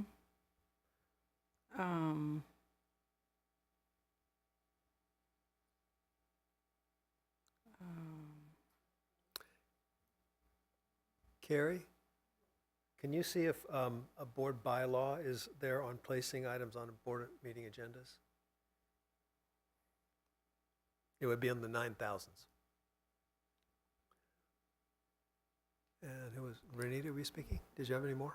No, everything else was checked off. Okay. And I check, Back to, oh, sorry, go ahead. back I- to Myra. did find 2 that were not. Okay, Number 12, staff reports to the board. okay. Mm-hmm. And number 17, addressing conflict among board members. Okay, yeah, we have that one already, but I'll check Oh, that again. sorry. And then Brad, you had something else to add? Make sure it's part of the conversation, but for 32, Amy's, the MIT training, I just want to expand that conversation to just protocols on trainings. In general? Yeah, just so I can add to that. Okay. Is that training and conferences? It would just be our standard training, and I had an idea. We could speak about it when that comes up, but more just getting. If every board member had like, this is a training I think would be beneficial for the board. If each one of us feels like this is something that we would want for the board, we would have a protocol that each one of us can pick one that the entire board would agree to do throughout the year. So if it's ADA, or if it's MIG, or if it's like I want to do Robert's Rules of Order. I think if we each just picked one, I know it's a lot of time and we'd all have to agree, but I just want to expand it to make it more, So what I have recorded is the 1, 2, 3, 4, 5, only 6 on the list are not going to be covered. And that's number 1, number 5, number 9, number 16, number 20, and number 26. Am I wrong in that? Can I ask, has this district ever done orientation of school board candidates? No? Historically? So you said 26 wasn't added? That was one of mine. Oh, was it? Okay. Yes, I just wanted to be No, sure. I'm glad I double-checked that. Okay. Thank you. Would that have helped you guys run better or anything like that? Or is As that- a first-time candidate, it probably would have, because, yeah, you just end up getting information from wherever you can, and you don't know where things are. I mean, if it's not, you know, I don't have a strong opinion on it, but When's your next board election? November. Oh, this year. Okay. I just want to comment that I was approached first on by BTA and a former board member to run. Mm-hmm. So I don't know if it's similar, but it was something. And then, so it's not basically an orientation, but they are part of the district already. Mm-hmm. And so that was my first. Yeah. That was a similar experience with me. I think that's very common. Like the teachers will kind of like see who's running, and then CSEA approach me. But I feel like the district doesn't really have an opportunity to kind of weigh in, and I feel like sometimes that's how you might get candidates with a really unbalanced approach to how they want to address issues or like how they come at things. So I don't know, maybe it's something to consider, but I don't have necessarily a strong opinion on it. Well, you don't need a protocol on it either. You can decide at some later time you want to do it and who wants to work on it and how you reach out to them. In our county, we actually have 2 candidate forums where we have current board members talk about how they ran for office and how they collected information about the district that they were running for. And it mainly was because we have a very bifurcated kind of county with some ultra right-wing MAGA types and some ultra left-wing liberals, and they were making up stuff about the districts that weren't true, and we just didn't want to have to then start defending everything, because when you start to defend, it's like, why are you defending? You know. So anyway, that's the only reason we've done that now for many, many years. And I also wanted to ask, are there any laws that would encompass this prior to going into doing this? For example, too? I didn't realize this until several years ago, that the Brown Act laws apply to people once you've filed papers to run. Yeah, and a lot of board members don't know that. And they meet in little teams and things like that and talk about policies and all that stuff. So the reality is that there are laws they should know about. And also they should, to me, it's never too early to know how a board member should operate, how a board should operate. So you don't run thinking you're going to come in and change everything as one board member. No, you got to get a few other people to agree with you before you can change anything. So we're not, like day one, I'm going to do this. No, you're really not. Okay. So we have a lot. It's about time for lunch. So what I'd like us to do when we come back is prioritize the ones that we need to build now. And this can be a list that you can work on for several years. But if we try to work on all these today, we're not going to be done by anywhere near 3 o'clock. So I want to prioritize what are the most important ones that are associated with issues that you're dealing with right now that we can build today. And let me tell you how the process works before we go to lunch. We identify what the issue is. We take a look at a possible solution. And then what I will do is I will go back and check the law, check other examples of protocols, and I'll write some recommendations to you. Those will come back to you right away, not when you go to vote for it as a board. And then you can decide how you want to edit those and make them work for this district. I'll give them to Ben too, because he can see if there are already policies on some of those. I find that that's the best way to do it, rather than have everybody throw in 2 cents and then figure out what will work. We'll look at it from a legal perspective and other perspectives, so it doesn't take away anybody's rights. And then that will be a protocol you can begin to build your protocol on. You'll then agree on that, and then that will be what you'll end up in your final governance handbook. We've tried to do that all at one time, but we sometimes mess up because we didn't check a law or something like that. So, all right? With that said, So yeah, over lunch, think about what the most important issues are, because developing 32, 33 minus 5. So 28 protocols would take us a long, long time. When is lunch scheduled to be over? 1 o'clock. A 1 hour lunch. And We could start earlier if you wish. I'm how gonna take does- a nap. how does the board take a feel about doing a 30-minute lunch? No, 1 hour? Okay, understand. All right, the board will now recess and we'll re-adjourn approximately 1 o'clock.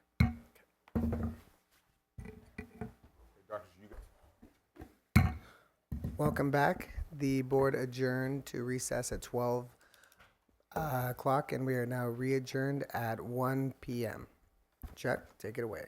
Okay, so over the lunch break, the staff did some great work for us. They went through and found policies that related to some of these issues, so we're going to bring them up on the screen so you can see them. If they're already a policy, we don't want to build a protocol that might violate the policy. And so I put this parking lot thing up because I figured we'd find some of those. But instead of having to use the parking lot, we actually will have a report from the staff on where we have board policies on those issues. And then those can go into your board policy committee, and you can decide if they need changing at some time or another, but you know that you've already got a policy on it. So that's how we'll eliminate some of these 33 that we have. So who's going to take it away? Carrie, or who's going to present it? I'm sorry.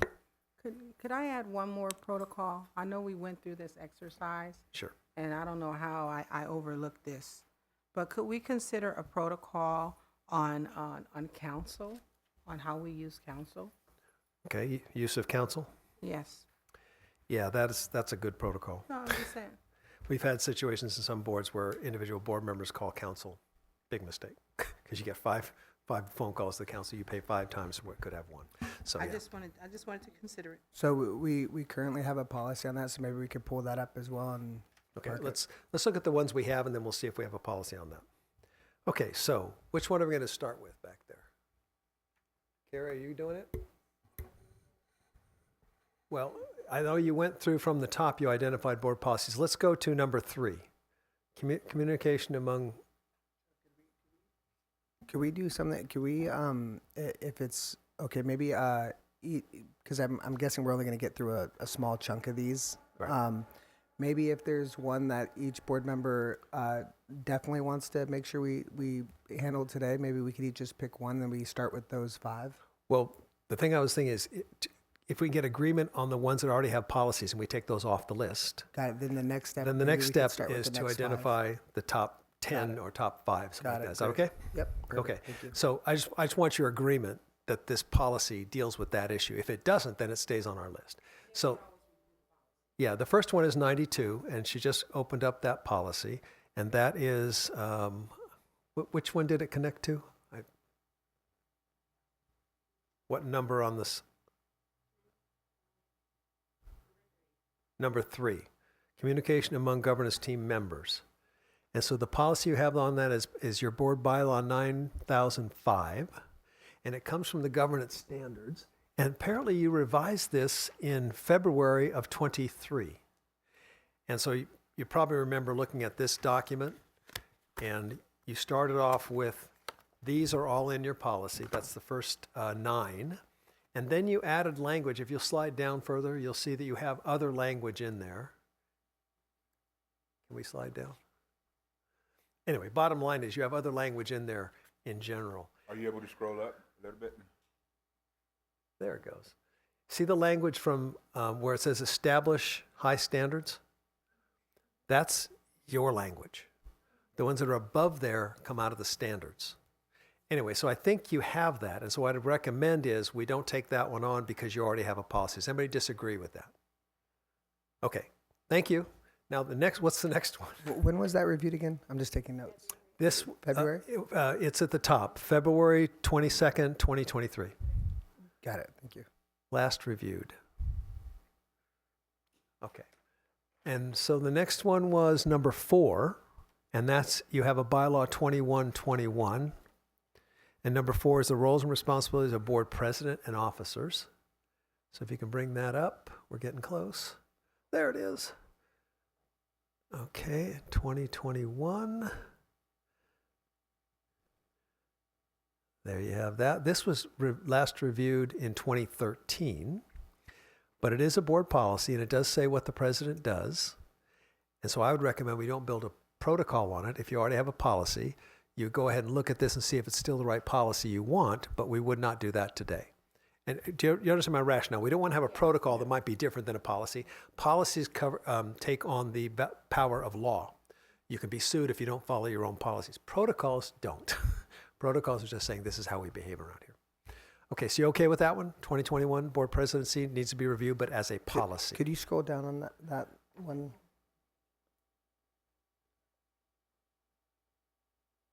And if you don't agree with what's in it, you still can change it. Remember, policies are yours.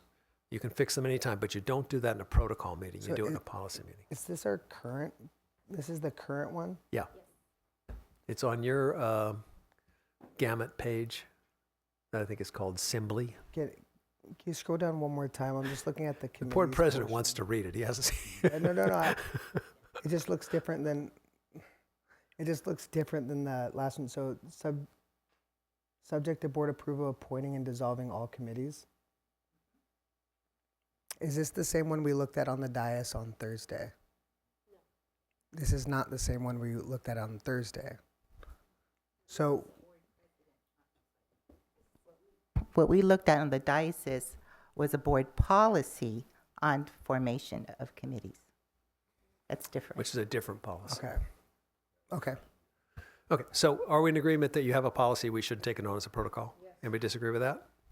Amy, you good with that? Okay.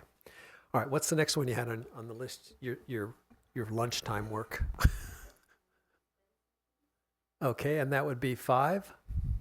You know, we have a board bylaw 2320. Is that what it says? 9320. 6? Okay, yes, you're right.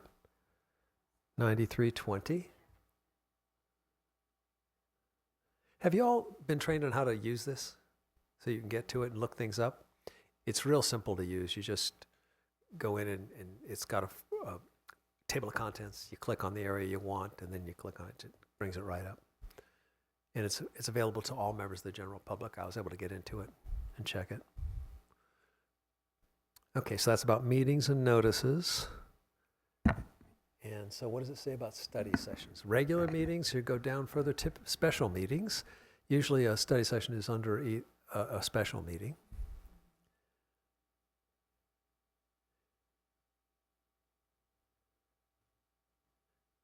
Okay. Yeah, so if you want to add anything to that, so that's pretty generic. If you want to add anything to it, you would do it under this policy.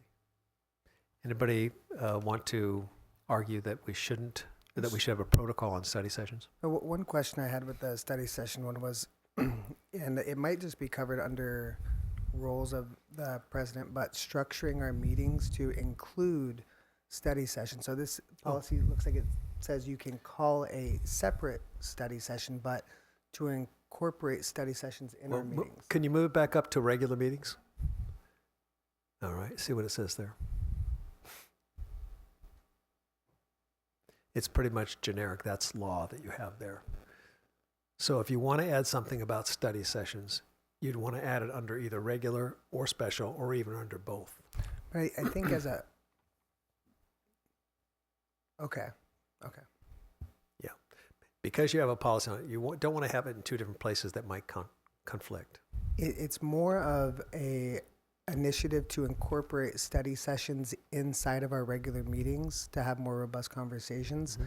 I don't know if that would really be something we'd want to put in policy, but more as to incorporate the board's input into doing that.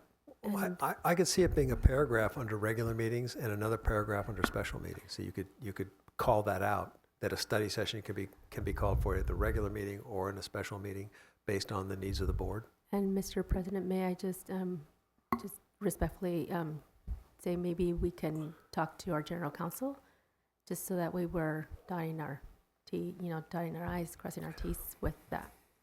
As far as can it be done? Yeah, no, I know it can as far as arranging the meeting, because it's just the scheduling of the meeting. So the meeting's already scheduled. But Dr. Dry, maybe you know what I'm getting at. Yeah. So So what Brad is trying to get at is We want to try to incorporate more of, I would say, for example, this structure here, I know we're in a retreat setting, but a study session where we're diving deep into issues that you want to look at. I'm a dedicated time, for example, if we want to go, one of the first study sessions I'm going to try to bring in February is you guys having a deep dive into our spending trends that we have. The structure of that meeting is going to be less than us just presenting to you and then you just doing that, but the goal is to sit around a table and actually look at the budget, and you guys can highlight things and all that and talk through it so that way you have a deeper understanding. So we want to strategically put those out so that way we have a deeper understanding of some issues that are more complex, right? Whether it be about looking at student data more in depth, looking at facilities more in depth, looking at the budget more in depth. So Chuck, would that be more incorporated with just the setting of the agenda? That's exactly what I was thinking. Is it within this policy any statement about the setting of the agenda, or is that under the board president's? It was Is- under meetings. Is there anything either under this about the items, the agenda items, either in this or in the board president's description? I think it was board president. Under board president, I remember something we mentioned about agendas, Yeah. but it doesn't go into depth about Okay. it. So, but if you have a policy that talks about agendas either under the board president or under anything else around meetings, that's where you want to add it in so that it's all contained in one place.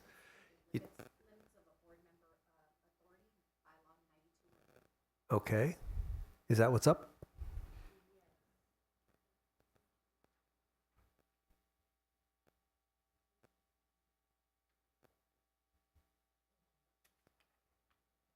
I'm not sure it would be under the limits of the, I believe it's under the role of the president is to work with the superintendent To to set develop the a budget. agenda.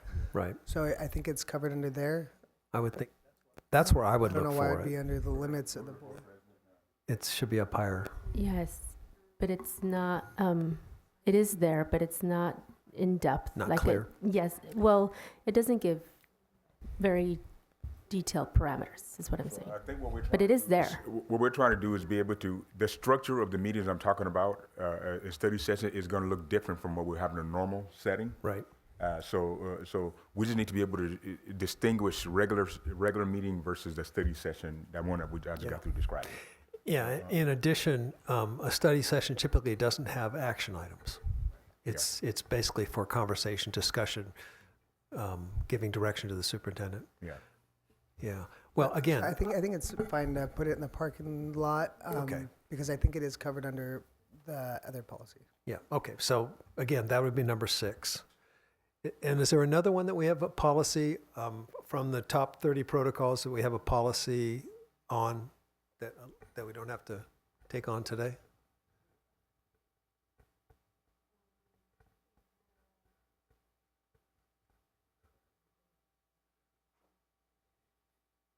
Oh, yeah. Is that, let's see, 6, 7 study sessions? We did 6. Oh, the numbering got a little off there. Placing items on a board meeting agenda. So that's what we just talked about. Mm-hmm. So we have a policy on that. And then bringing up new ideas for agendas. Again, we have a bylaw on that. And then staff reports to the board, board policy 21. I'm sorry, 10? Chuck. I know I'm going to keep putting pause in here. You said we have a policy on placing items and bringing up new ideas. Yeah. Oops. Yes. switch up.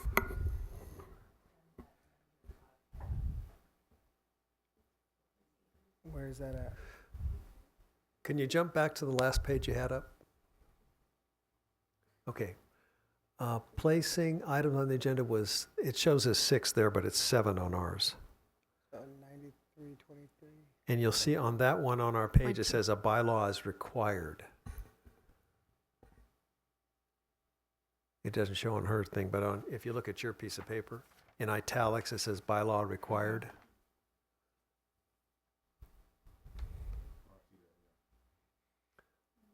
And apparently, We don't have a bylaw now, right?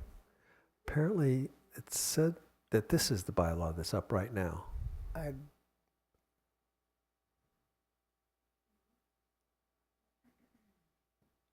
mean, that's how you take action. Right, that's not really about the item. Well, action on non-agenda items, oh yeah, it's just action, Yeah. challenging board action. Special meetings is on there. Agenda posting. Yeah, and No, that's the unless I'm laws. missing it, I think the idea of how we bring new business to the board and placing items on the board is something that I think I would like to see a protocol developed on. Would you? Okay. So that's number 7. Okay. Is there any more that you had on your list that you thought had policies on it?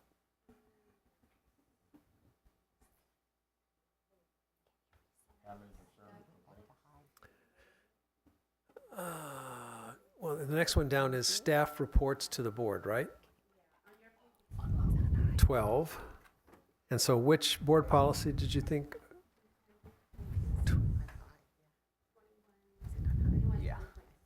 21 what? 10.6. Okay. Here it is coming up.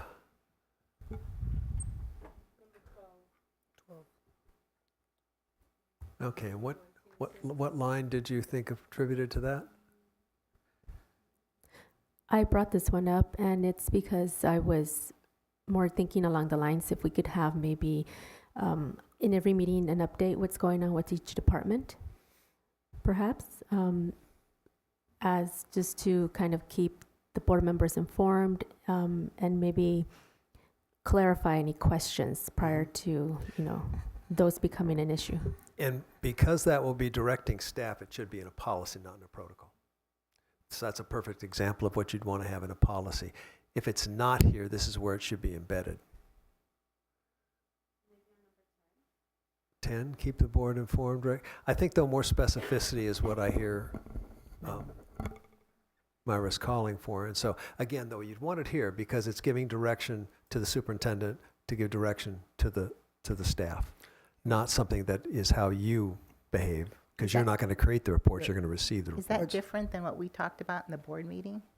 When Andrew brought up, when we talked about the action item in regards to having, did I hear you correctly? Did you say having each department come up and show what their functions and duties are? So we would No. be aware?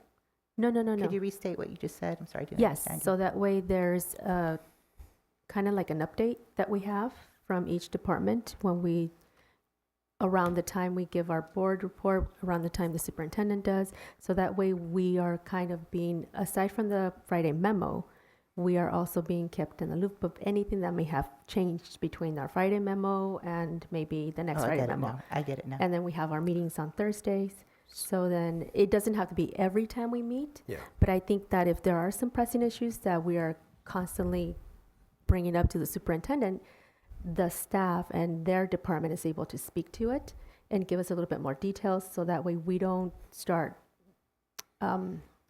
assuming, that there is something not going on, that our issues are not being addressed. Depending on trends or issues happening is what you're saying too. Yes, Yeah. absolutely. Like we might be focused on understand now. safety, or maybe in another month we might be focused on special education, or I got something it. like that. If I could add to just the part where it says board informed regarding councils or committees, I think that's something that also was brought up that Yes. I believe would be a good thing.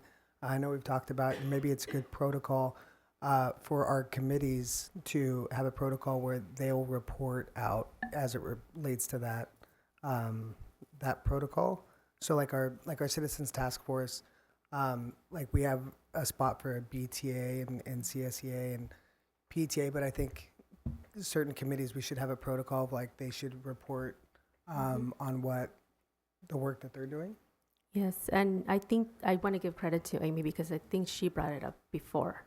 And also, I've seen it done in other districts too. Yeah. So, I think the idea of board committee reports should be a protocol because it's you directing people that you put on committee. So I'll put that down as a 35.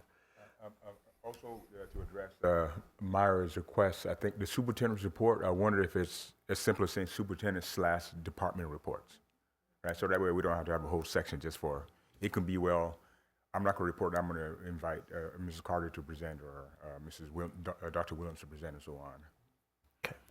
Okay, let's go back to the original slide of 30 protocols. Oh, excuse me.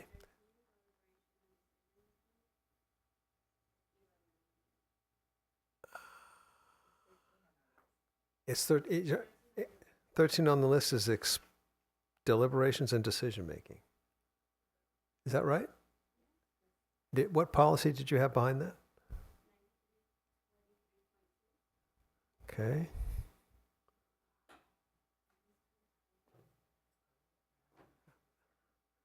That's 91.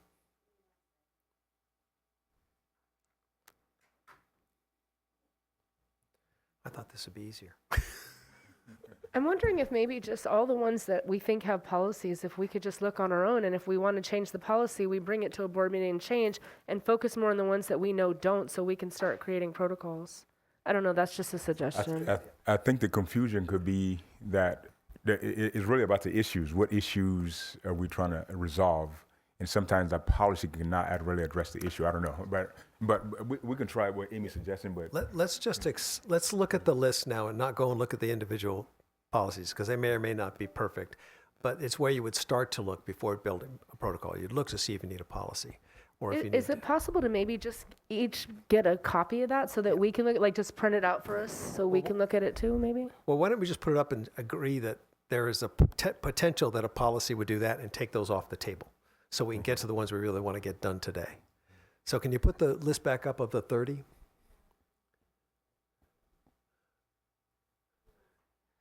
Maybe not. Of course. Well, Check if I just, I'm fine doing however you think is most fluid. But I would say even if there is a policy still, if there is a problem you want to solve, we can decide whether or not it is a protocol or incorporate a policy later. But any one of these has something we want to address. all right. Let's see if she can get it up right away, and if not, that's what we'll go to. So just so you know, while she's pulling that up, what my thinking is on this is we shouldn't try to develop 30 protocols today. We should try to develop the number of protocols that we have time for and start a process for that, because you can always come back to developing protocols on your own. And we ought to have some models of it that'll be in your governance handbook. So we should decide on a number of protocols we want to build today and prioritize the top whatever, and then build a structure around that. And I'll, like I said, draft up something and get it back to you that you can look at. Is that acceptable to everybody? Because we only have an hour and a half left on our schedule today. So let's first say we assume that the stuff that the staff have identified could well be enough for those things. And then we'll say what's left, and out of those that are left, what I'd like you to do is pick your top 5. Now, it doesn't mean we'll do 5. We might do 15. But pick your top 5 that you feel we need to get to right away that has some issue associated with it that is hindering the board's performance. And those are the protocols we'll build today. Okay? So let's first decide which ones to write off. So number 6 had a policy. Number 7 had a policy, or may have a policy. Number 12 had a policy. Okay, I didn't get all of them done after that. Oh, number 13 may have a policy.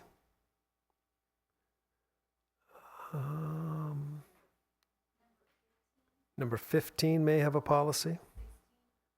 16 may have a policy. Okay.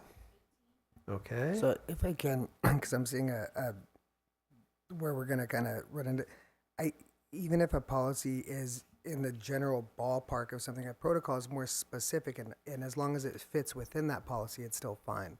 So like the reason I ask is deliberation and decision making at board meetings. If people mark that down as something they want a protocol on, doesn't mean that the policy is going to stop that from happening. So if it's, how, just like a protocol on how we address each other on the board, like that's not going to interfere with the policy. Well, it depends. My advice to you is start by looking at that policy. If it doesn't do everything you want to do, then develop a protocol. Because again, you don't want to have two things on the same topic, maybe possibly saying different things. And remember that a policy can also have a regulation under it if you want one. So you can say, here's the policy, and here's how we want to implement it.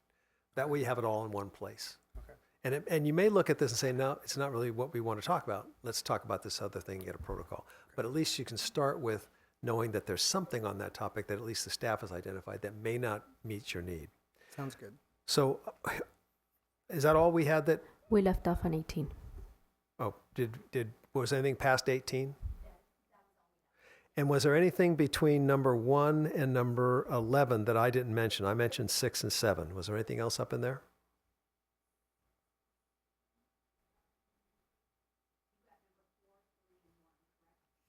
Four? Is 4 the role and responsibilities of the board president? Okay. And 3 is communication among governance team members? Okay. And so 3, 4, 6, 7, and what else? Number 11? Okay, number 1 isn't one we were going to even take up anyway. So number 11, okay. All right. So here's the ones that that got no votes initially. Number 1 was not on our list. Number 9 is not on our list. Number 16 is not on our list. Number 20 is not on our list. And there are 4 to be added to the bottom. Number 31 is social media etiquette. Number 32 is Masters in Governance course and other training and conference. Number 33 is board travel and expenses. Number 34 is use of counsel. Number 35 is board committee, board and superintendent reports to the board. Curious, so we're saying that 9 doesn't have a board policy? No, we're saying that 9 wasn't one that had any votes by anybody. When I went around the table and asked for votes, 9 didn't get any, and 1 didn't get any, and 16 didn't get any, and 20 didn't get any. But we said that there was a board policy for number 1, but we weren't going to go over that one either. Right.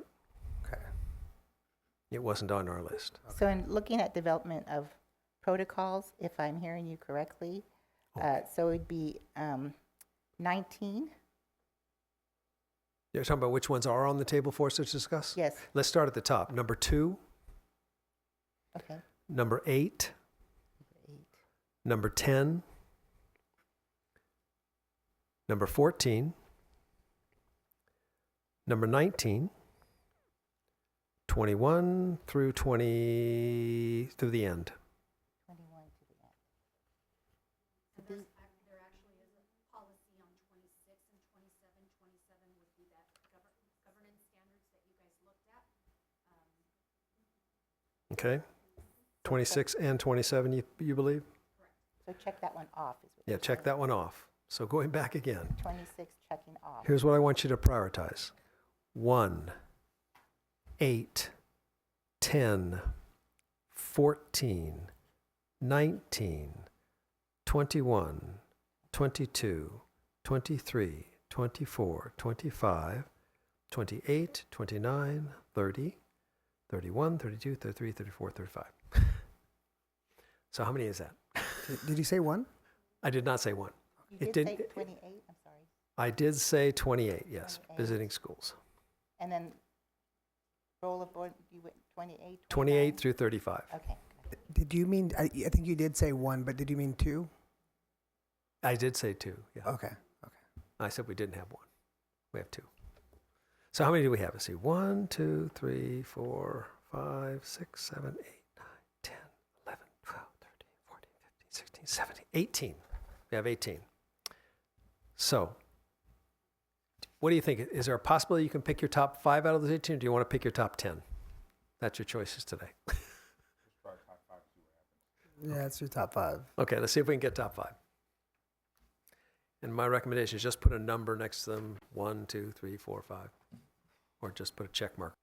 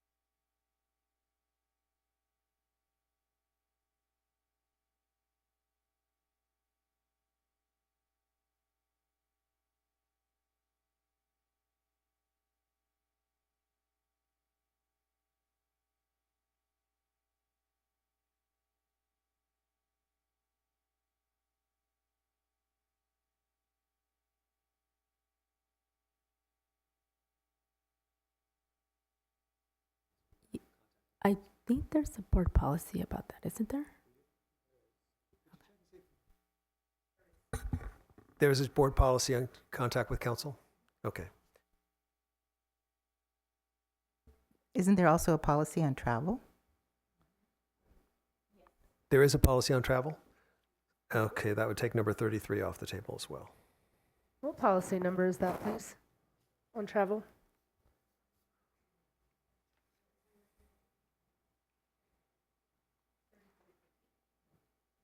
Thank you. 33. And does that go into just, is it just generic or does it have like spending limits or things like that? Thank you. What? Yeah, when you get into looking at it, you deal all this stuff. Okay, so now we're down from 18 to 16.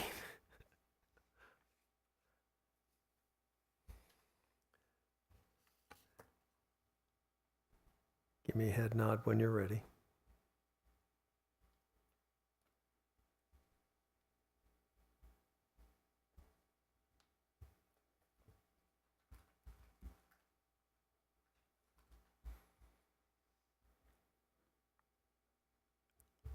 And also, aren't we keeping in mind this is for future board members, so they would have the protocol in front of them to know?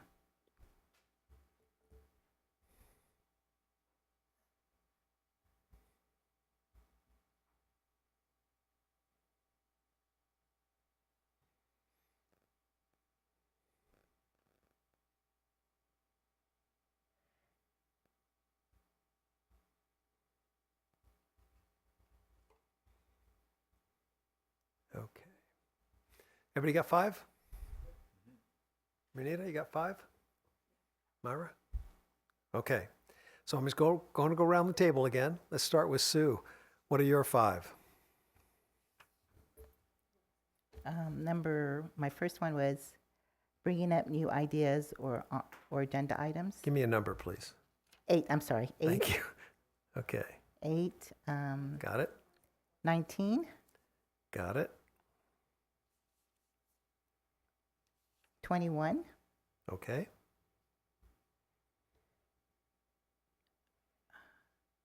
23, Okay. 29. Thank you. Amy, do you want to give yours now? 8, 25, 31, 32, 35. Okay. Thank you. Brad? Yes. 8, Oh, we got a winner. Chicken dinner. 10, All right. 21, All right. 31, Got it. and 32. Got it. Myra? Mine are 32, 31, 8, 21. And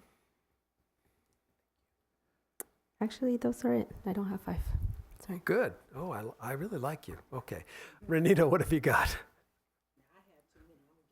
I also had, oh, sorry.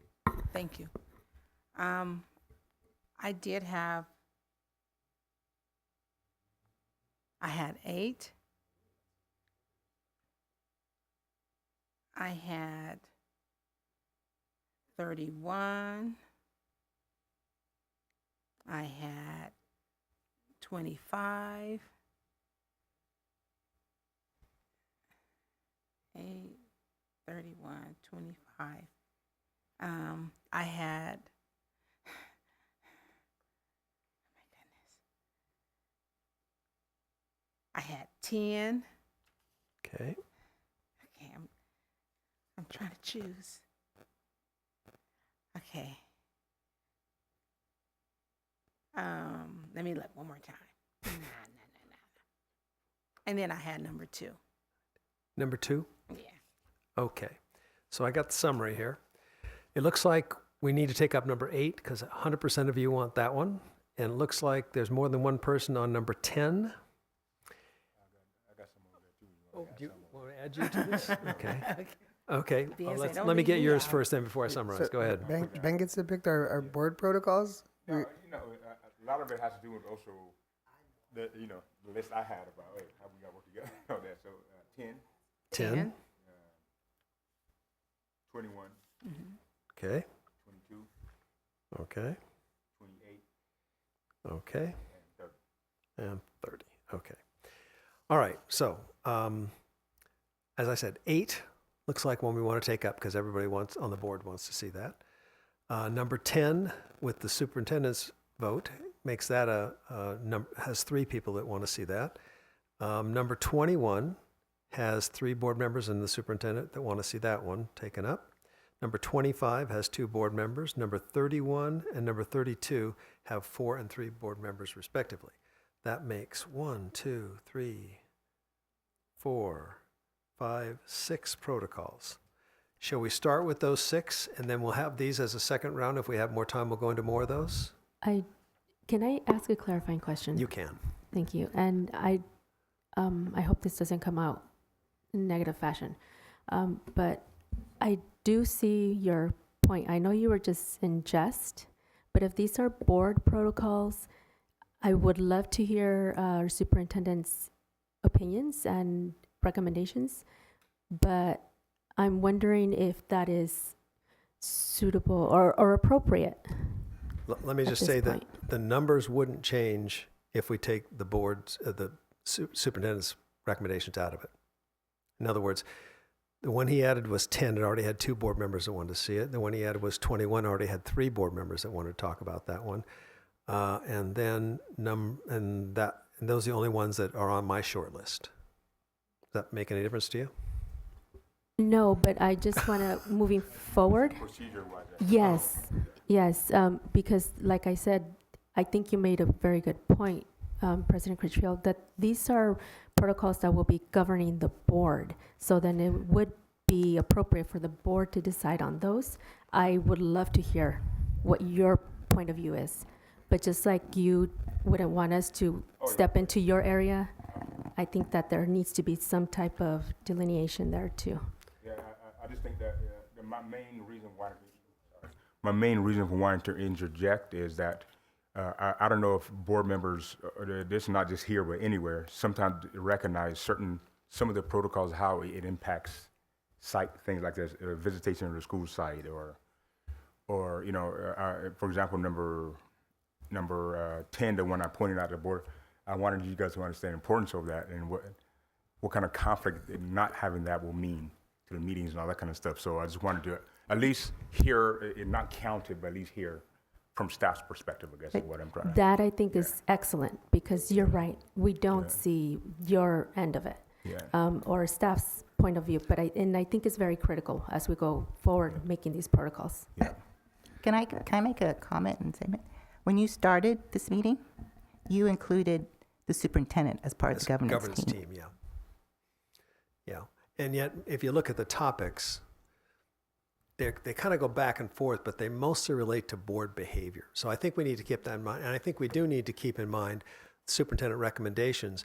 And I think, by the way, I've taken the count that I kept the superintendent numbers out of the boxes and see that it really, if we don't take on these other ones, the superintendent can still work with you on like number 22, number 28, number 30, even though as a board, we don't take time with that today. Is that, I mean, you're right. These are Yeah, I think it's a protocols for the fair governance point, team. but yeah. Yeah. I mean, So if we take up the ones that got the most votes, they're basically driven by the board.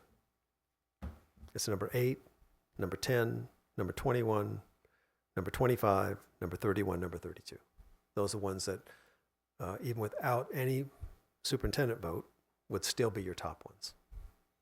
But I do think a protocol has to be something that you understand the impact of a protocol if it's about what it expects staff to do for you. Yeah. Okay, so is that an acceptable way to start? Yes, let's go. Let's start. Okay. All right. Let's take up number 8. So bringing up new ideas and agenda items. So what's the issue right there? What's the problem that we're going to solve with this protocol? so I think it's changing practices over time. I think in the past years, it's went one way, and then we tried putting new business on the agenda and having new ideas brought up that way. And at least from my perspective, it hasn't been as fruitful as I think it was intended. So what will a protocol fix? Explain to me from the board's perspective, what will a protocol on bringing up new ideas and agenda items fix? What's the problem? So I think that having a clear protocol. So my suggestion would be, because the president and the superintendent are creating the agenda, that anything that we want to put on the agenda coming from any board member should go on the agenda.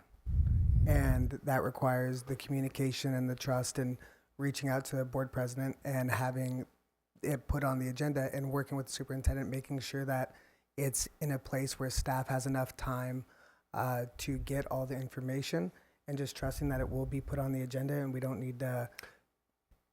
So the issue is every board member having the opportunity to have items on the agenda they're interested in. Correct. Okay, so is that a statement of the problem? Okay, is someone taking this down for me, or am I going to have to get up and write them? Okay, good, thank you. All right, so what are some possible protocols we could put? This is a very common one, by the way. Most boards have this one on there. Renita. I think a protocol would be that if a board member would like to have an agenda item on the agenda, that they simply reach out to the superintendent or the president. Okay. So what a protocol like, board members may suggest future agenda items at a board meeting or by contacting either the board president or the superintendent between meetings. Yes. That's a very common protocol, by the way. That's why I'm looking at it on my screen. Yeah, that's how we used to do it. Okay. I'm going to disagree. And this is looking at the other side, because I can tell you that not that it's occurring here. I want to preface that for my comments. There are boards where the president and the CEO or the superintendent are limiting access to board members. And I think that that's dangerous. Mm-hmm. And that's what I want to caution, Okay. because I believe that new business on the agenda that was the reason why it was brought up. Okay. So that way it gives access to all board members and not necessarily just at the will of the president Okay. or the superintendent. So one of the ways that boards do that is if you bring it up as a suggested future agenda item, it actually goes on the next agenda as a list if it hasn't been dealt with. If it's not on that agenda, that it stays active there. So if you want to have a report on the Gifted and Talented program, and there's been no report on it, it stays on that agenda under future agenda items. So it's right there in front of the public and in front of all the board to see. and then and you can say when it comes around again, you have a spot on your agenda for future agenda items, right? You don't? Oh, well, That's if you have, what this is. Okay, if you have that, then you keep them on there. And then you say, I still see we need a report on the gifted and talented program. Chuck, for clarity though, are you talking about, because what we have on there is, it says new business, like if you want to bring it up, but are you speaking about like a ongoing, like a living list of things that will be brought up eventually? Yeah, what happens is we recommend you put a thing on the agenda after board reports that says future agenda items, requested future agenda items by board members. And then the secretary takes that down, it gets put on the minutes of that meeting, and if it hasn't been dealt with, it's then on the next agenda, future agenda items, and here's the first thing that wasn't dealt with, here's the second thing that wasn't dealt with, those kind of things. I think the question is to make that list, how is it determined that that list is made? Just everyone who puts one in, it goes on the list. So there's no screening, what you might do is say, we have this scheduled for the May meeting, or we have this scheduled, because every time you request an item doesn't mean it can come up on the next board meeting, especially you have 2 board meetings a month. There's almost no time between those 2 to build a new agenda. So it might be on the second meeting, it might be on the third meeting. It might be that it was already planned when certain data was going to be available, and we'll say, this is scheduled for April, this is scheduled for May. But what I like about that is it keeps it public. Nobody's being, like you said, not being represented or responded to. It's right there on the agenda And for it won't some be future board forgotten. meeting. Yeah. Yeah. Honestly, I kind of see both points of this. I'm inclined to say that yes, if you want something on the agenda, the president should just put it on the agenda. But then I'm also inclined to see the new business part, because a lot of things being put on the agenda are not student oriented. If you look at our discussions, we talk a lot about things. We spend a lot of time on things that are not student oriented. Some of them aren't even really like becoming a positive issue. So I can kind of see both things. So in my mind, I would like a protocol maybe where it's, if you want something on specifically and you want it just put on the agenda, it has to be student oriented. Maybe if it's not that student orientated, then it's on new business. Or do you guys see what I'm saying? Like maybe you But guys how could would you deal with if one of your constituents stopped you in the supermarket and asked about school safety, and you thought, oh, yeah, there's been shootings around the country, we should have a session on school safety. It's not about student learning, it's about school safety. No, but it's student oriented. Some of our items are, I don't believe, student oriented. Okay, what about if you have a bond measure and you said in the bond measure you're going to build 5 things and only 2 of them are getting built, and now your bond money's gone, and one of your constituents said, how come you didn't build the gymnasium that you had on that thing? Wouldn't you want to have a board report explaining to the public that you ran out of money after doing 2 of the 5 things, and now you're going, if we have another bond measure in the future, we'll do the gym? I mean, that's not student oriented, or is It it? impacts student in the long run. Okay, Because they would have so a that's all you're gym. saying, is anything that, I'm just So I looking think at past of what our board meetings Okay. look like, and it's not working. Whatever we're doing right now is not working, so hopefully we can come to a solution where it works for everybody. I think I wonder the request for the staff's sake as well as the rest of the board about if I say safety, it's got to go beyond safety. Is multifaceted, right? What are we trying to accomplish with safety? And so if a board member says, I want to discuss this, there has to be a rationale what you're trying to address. That's a perfect So how do- example is yeah. safety. When I first brought it up to you, Dr. Adradi, about having it put on the agenda, you told me to speak to Ms. Garza. So I spoke to Ms. Garza at the time she was board president. Invited her to my home. We had a great discussion, chatted over dinner, and it was not even brought up for months. So that's the type of thing that something was ignored by a board member who brought it up to the superintendent and also brought it up to the board president. I'm going to just clarify something here. I'm sorry to interrupt you, but you're right. You and I did have that discussion, but we also said that that was something that was going to come forward on a later agenda because the superintendent was reporting on it, which at that point you did have a chance to chat with him, see where you were going to become part of that presentation, and you did get to present it. So, Months after. but you understood that. During our conversation, you said, okay, I see how it works. I was being patient to wait, And that's what And- that's the way I took it. and I felt that at the time, no one got back to me to say that. Yes, the you and I had that communication between the conversation though, superintendent- at your home. If I may, so I think, and if I can, Chuck, so this number 8, bringing up new ideas or agenda items, bringing up the idea is what we're talking about. And the reason why we didn't take on another item is because there's a board policy. The board policy is that the superintendent and president will create and organize the agendas. So in that case, you brought up the idea, and it was organized in a way that made it possible for staff to have the time necessary to put it together. I think that's the important part. And that's where I think new business gets a little sketch, because you might have this really important big idea, and 2 weeks just isn't enough time. So that's why we developed the macro calendar, and we're trying to plan these things out. So as the ideas come, that's what I'm saying, like the trust of, we are going to, any idea from the board that we want to have on, we need to put on. But we need to do it in a way that's responsible with staff too. And also, the placing of the agenda, there's a rhythm that we have to follow throughout the year with the calendar. We have a bunch of statutory things we have to do, timing things we have to do. And if you imagine you have 7-member boards, 5-member boards, and everybody says, I want to talk about this in my particular time, it might not even be coordinated with the work we're trying to do throughout the year. So if somebody brings up safety things, in my mind, I'm thinking safety is discussed during this time, but this person brought it up 4 or 5 months ago. I'll have to say, instead of having 2 meetings on safety, I'd rather have it when we're actually having a safety meeting. So there's a macro calendar we follow.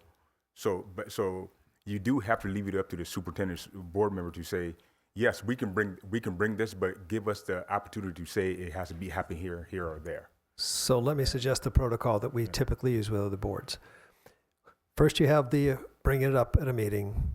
Then you have the board president and superintendent shall discuss the requested agenda items and place them on a future agenda when the staff report can be provided. So it gives that flexibility you've been talking about, that you may have a board meeting already filled with required things, and you really want to have a good conversation about that item. So you put it on an agenda item when not only can the staff produce it, but you have time to talk about it.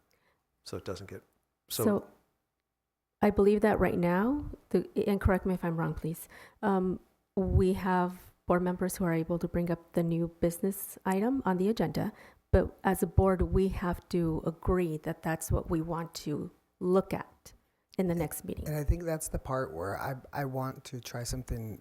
I don't think it's worked. I feel like it's become kind of like it elongates, like, not necessarily productive conversation. And I personally feel that board reports should be your board report. And if you have a suggested item for the future, I consider that you're telling the president right there. So you jot it down. We don't need to vote on whether or not we are going to take it up. I think as president, okay, that you want that, I'm going to note it. We're next board meeting, we're going to put it on the agenda and just move things along a little bit. So, for clarification, you're suggesting that we eliminate the new item, business item, Correct. and then as we board members report out, Mm-hmm. we say what we would like to bring forward in our board report. Yeah.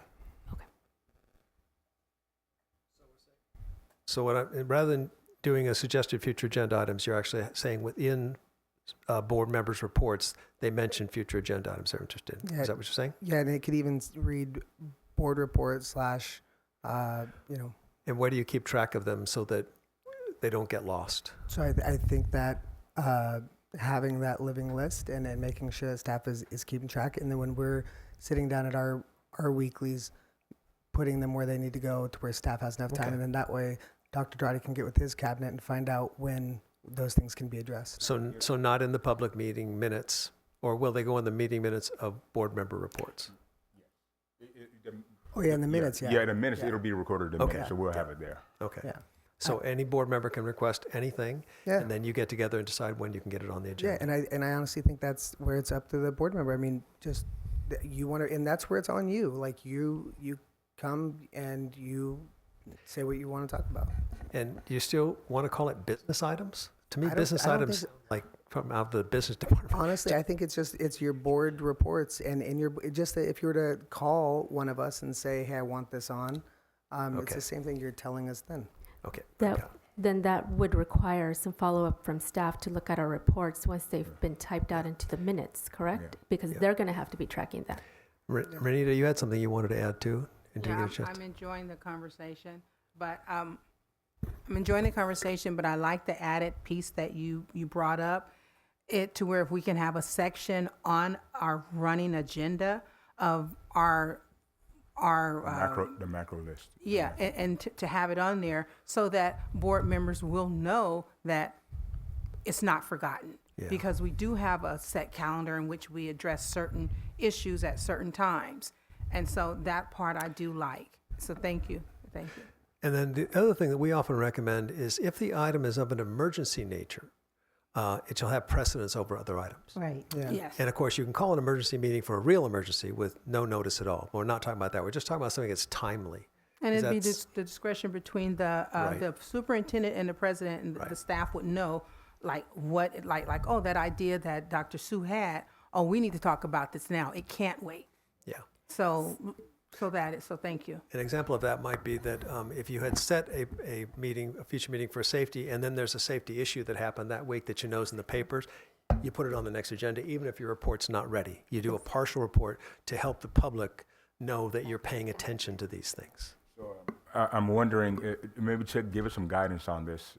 I think the struggle for staff is going to be, if somebody brings up an item, it's going to be to interpret specifically what that board member is trying to accomplish with it. And then there could also be a situation, well, God, this is not even a board thing. If I can, So Ben, how do you distinguish that? if I can, Ben, I think that's where it's on the board member. If we talked the other day. You can. I had an example.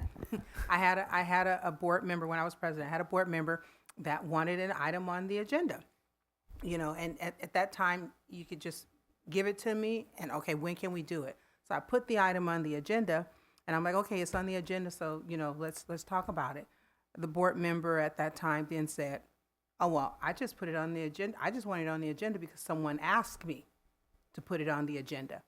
So, but the thing is, that board member could not go back and say, oh, I wanted something on the agenda, but the president blocked it or the superintendent blocked it. So all of us will have that opportunity to get whatever issue we want.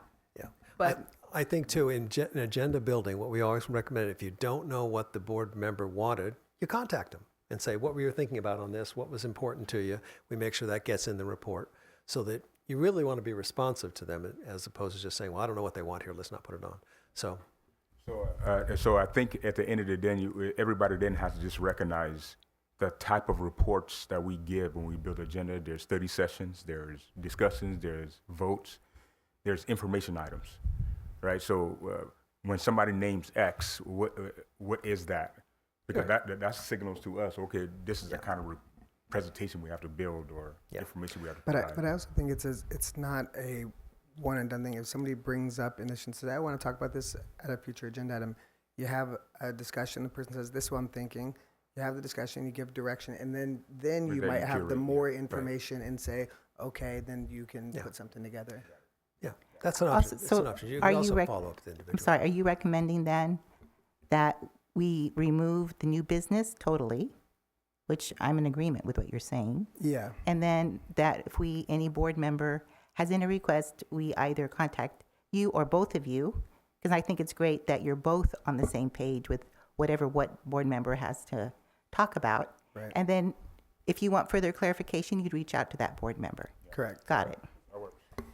So, just also following up on the clarifications, who is going to be tracking these items? Because at this point, we've discussed two different options where it's the superintendent and the president, and we've discussed that it would be staff. So who will be tracking those, and how much time is enough time? Or are we going to go on a case-by-case basis, which is fine, but I think that we need to kind of, I think it depends on the Talk about issue, like how much time, as far as putting it on the agenda, we're gonna have to look at what our meetings look like and we have to plan accordingly, but as far as like the tracking, it'd be the same thing if it was just like coming to us, we have to keep track of them. But I would assume that it would be because on the macro calendar right now, we have the items at the bottom that we're going to get that we haven't placed yet. and we just got to make sure that we're placing those. So on the macro calendar, I'd say is that's where everyone would see the items that are coming out. Access to a macro calendar on the Friday memo, or there's nothing wrong with even putting a macro calendar on the actual agenda too, in the board agenda. As an information item. Amy, I think you had a comment? Yeah, I'm just honestly, the more I'm listening to all of this, I'm not fond of the new business, but honestly, I almost think that that's the way it should go, because if we just decide, what if it's just the most random, I don't even have a good word thing to put on the agenda, then we're just automatically putting it on the agenda. I don't agree with that. And I know, but new business, what the intentions were hasn't worked. Maybe we clean that up. I don't know. I don't know how you write a protocol right now for this, but If I could, I would say if we were to audit the past year and what's been on the new business and what's resulted of it, I don't think it's anything that's been very too productive or student oriented. And which is, I agree, and that's the same thing. If it was brought to you and Dr. Dradi, it would have been the agenda. It would have been the same exact result, because you would automatically put it on there because it would just go on automatically. So I feel like at least there's some discussion. But if I can, I know Renita, you're going to speak. But I honestly think sometimes with how we've been doing new agenda, if it's something that the board isn't even interested in taking up, we spend more time trying to vote on whether or not to take something up, as opposed to just putting it on, having a discussion, and moving on. Because we weren't doing it correctly. We weren't supposed to be having all those discussions. He gave us an example of future. It should be very, like, just a couple of words. Yes. So I don't think we were doing it correctly, and that was the problem. My final thought is just, I think we need to be able to try things differently, and I think that's where we're at. And I also think that you're each elected board members, and if every one of you, if you have something that you want to talk about, then we should talk about it and discuss it as a board, and not spend so much time with the infighting as far as talking about what we're saying we don't want to talk about. It feels. Let me just suggest too that you may want to check with counsel. I'm not a lawyer, but discussing an item that's not on the agenda could be a violation of Brown Act. So you really don't want to make it a discussion item. You want to have somebody else say, I'd like to see a presentation on our math scores. To be clear, we do that. We don't discuss the item, Okay. but we will ask clarifying questions. But sometimes Well, what I would suggest, you don't even do that. What I would suggest is that you just have a topic, and then the board president and the superintendent get with the person that brought the topic up and say, what's your interest here? What is it you want to know? What is it you want to do? And I think trying it the other way, I think it alleviates that pressure. Except that you're having a discussion on a topic that's not on the agenda. No, I'm saying if we do it without doing that, Okay. without having the new business, and just doing it to where you bring the item, it's on the agenda, we talk about it, and direction if needed. Yeah, so that would be a step before you actually have the full report. That's what you're saying. Okay. Yeah, you could do that. It's going to add time to your meetings, but you could do that. But if the requests come during the board reports, we still have the information, and then we can seek clarification after the fact. Yeah, that's the best way to do it. So what I'm 'Cause then saying it's is not a if you remove new business, Yeah. and a board member just have to remember what I would have put in new business, now we're going to be put in my board what do you call it? So are we saying it has to be put in our board report, or could I just call and talk to you guys and Yes, say that? you Okay, can do so either. it's an option. Yeah, It's here- Yes. not. Okay. Yeah. Okay. You call me or Ben, we put it on the agenda, we talk about where it should go, and you have a list of, okay, what I said I want to talk about, it's on that list somewhere, and we make sure you put it in a responsible place. So you're giving guidance for the board reports, is what you're saying. Board reports are what you've done this last week before the next board meeting, and then any future agenda items you want to request. Optional. It doesn't optional, have they to, yeah. can. Yeah, If, okay. if you feel more comfortable doing it in an open setting to make sure Got it. everybody knows, hey, I asked for this, but I would hope that we have the trust where you can just make a phone call and Got it. we can Yeah, do it. either one. Okay. Whew. I hope everyone doesn't take that much time. Let's. So that's one.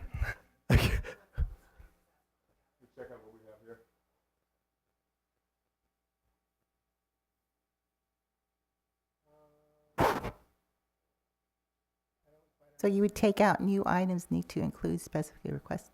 Are you talking about on the agenda, or just what we talk about, a board member to board president and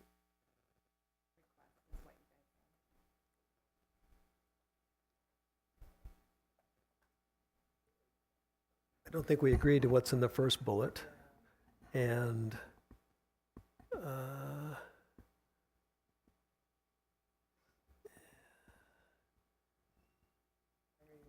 I think we can, yeah, I think there's a lot of ideas. I don't think I'd put all those in a protocol, but yeah, if you give me that, I'll shorten it down.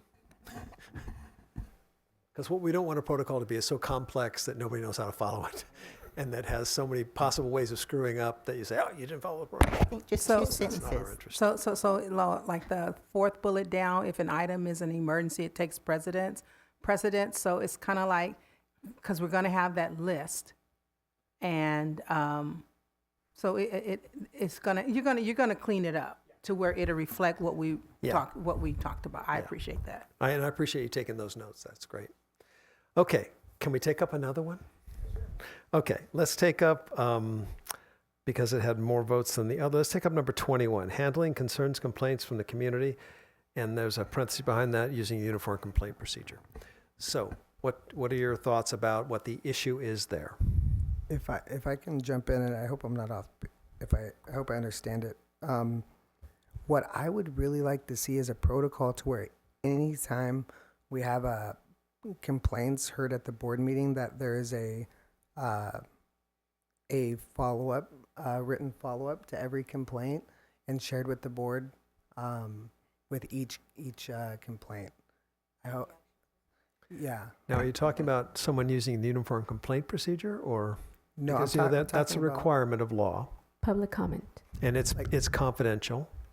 No, public. I'm like I said, I hope I'm not off base here. I'm talking about A public complaint. like when somebody has a question, or like I would like to see a written response to them and shared with the board. Yes. What were the actions taken by staff to address the issue that was brought up during public comment?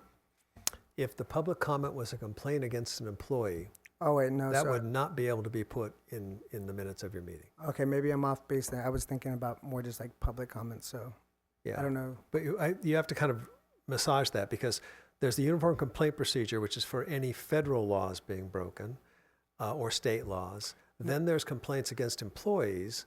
Then there's more generalized complaints about curriculum and kind of other The practices. way how I Right. was reading it was just handling concerns and complaints from the community. I wasn't really looking at the uniform complaint policy. I'm just saying during our meetings, if somebody comes, I want to make sure that whatever issue that was, because sometimes we're oblivious to what that specific issue is, that we're informed of what that was about and what resulted. May I bring up an example? An example was when our dual immersion program in Washington campus was closed down. We did have a lot of parents who were concerned. We had about 2 parents who came to our board meetings and gave a complaint about the process. So I believe it's not necessarily about at least before, I think 2 weeks ago, or our last 2 meetings, it wasn't about a specific person. It was more about a process that this district undertook and their complaint with it and how it affected them.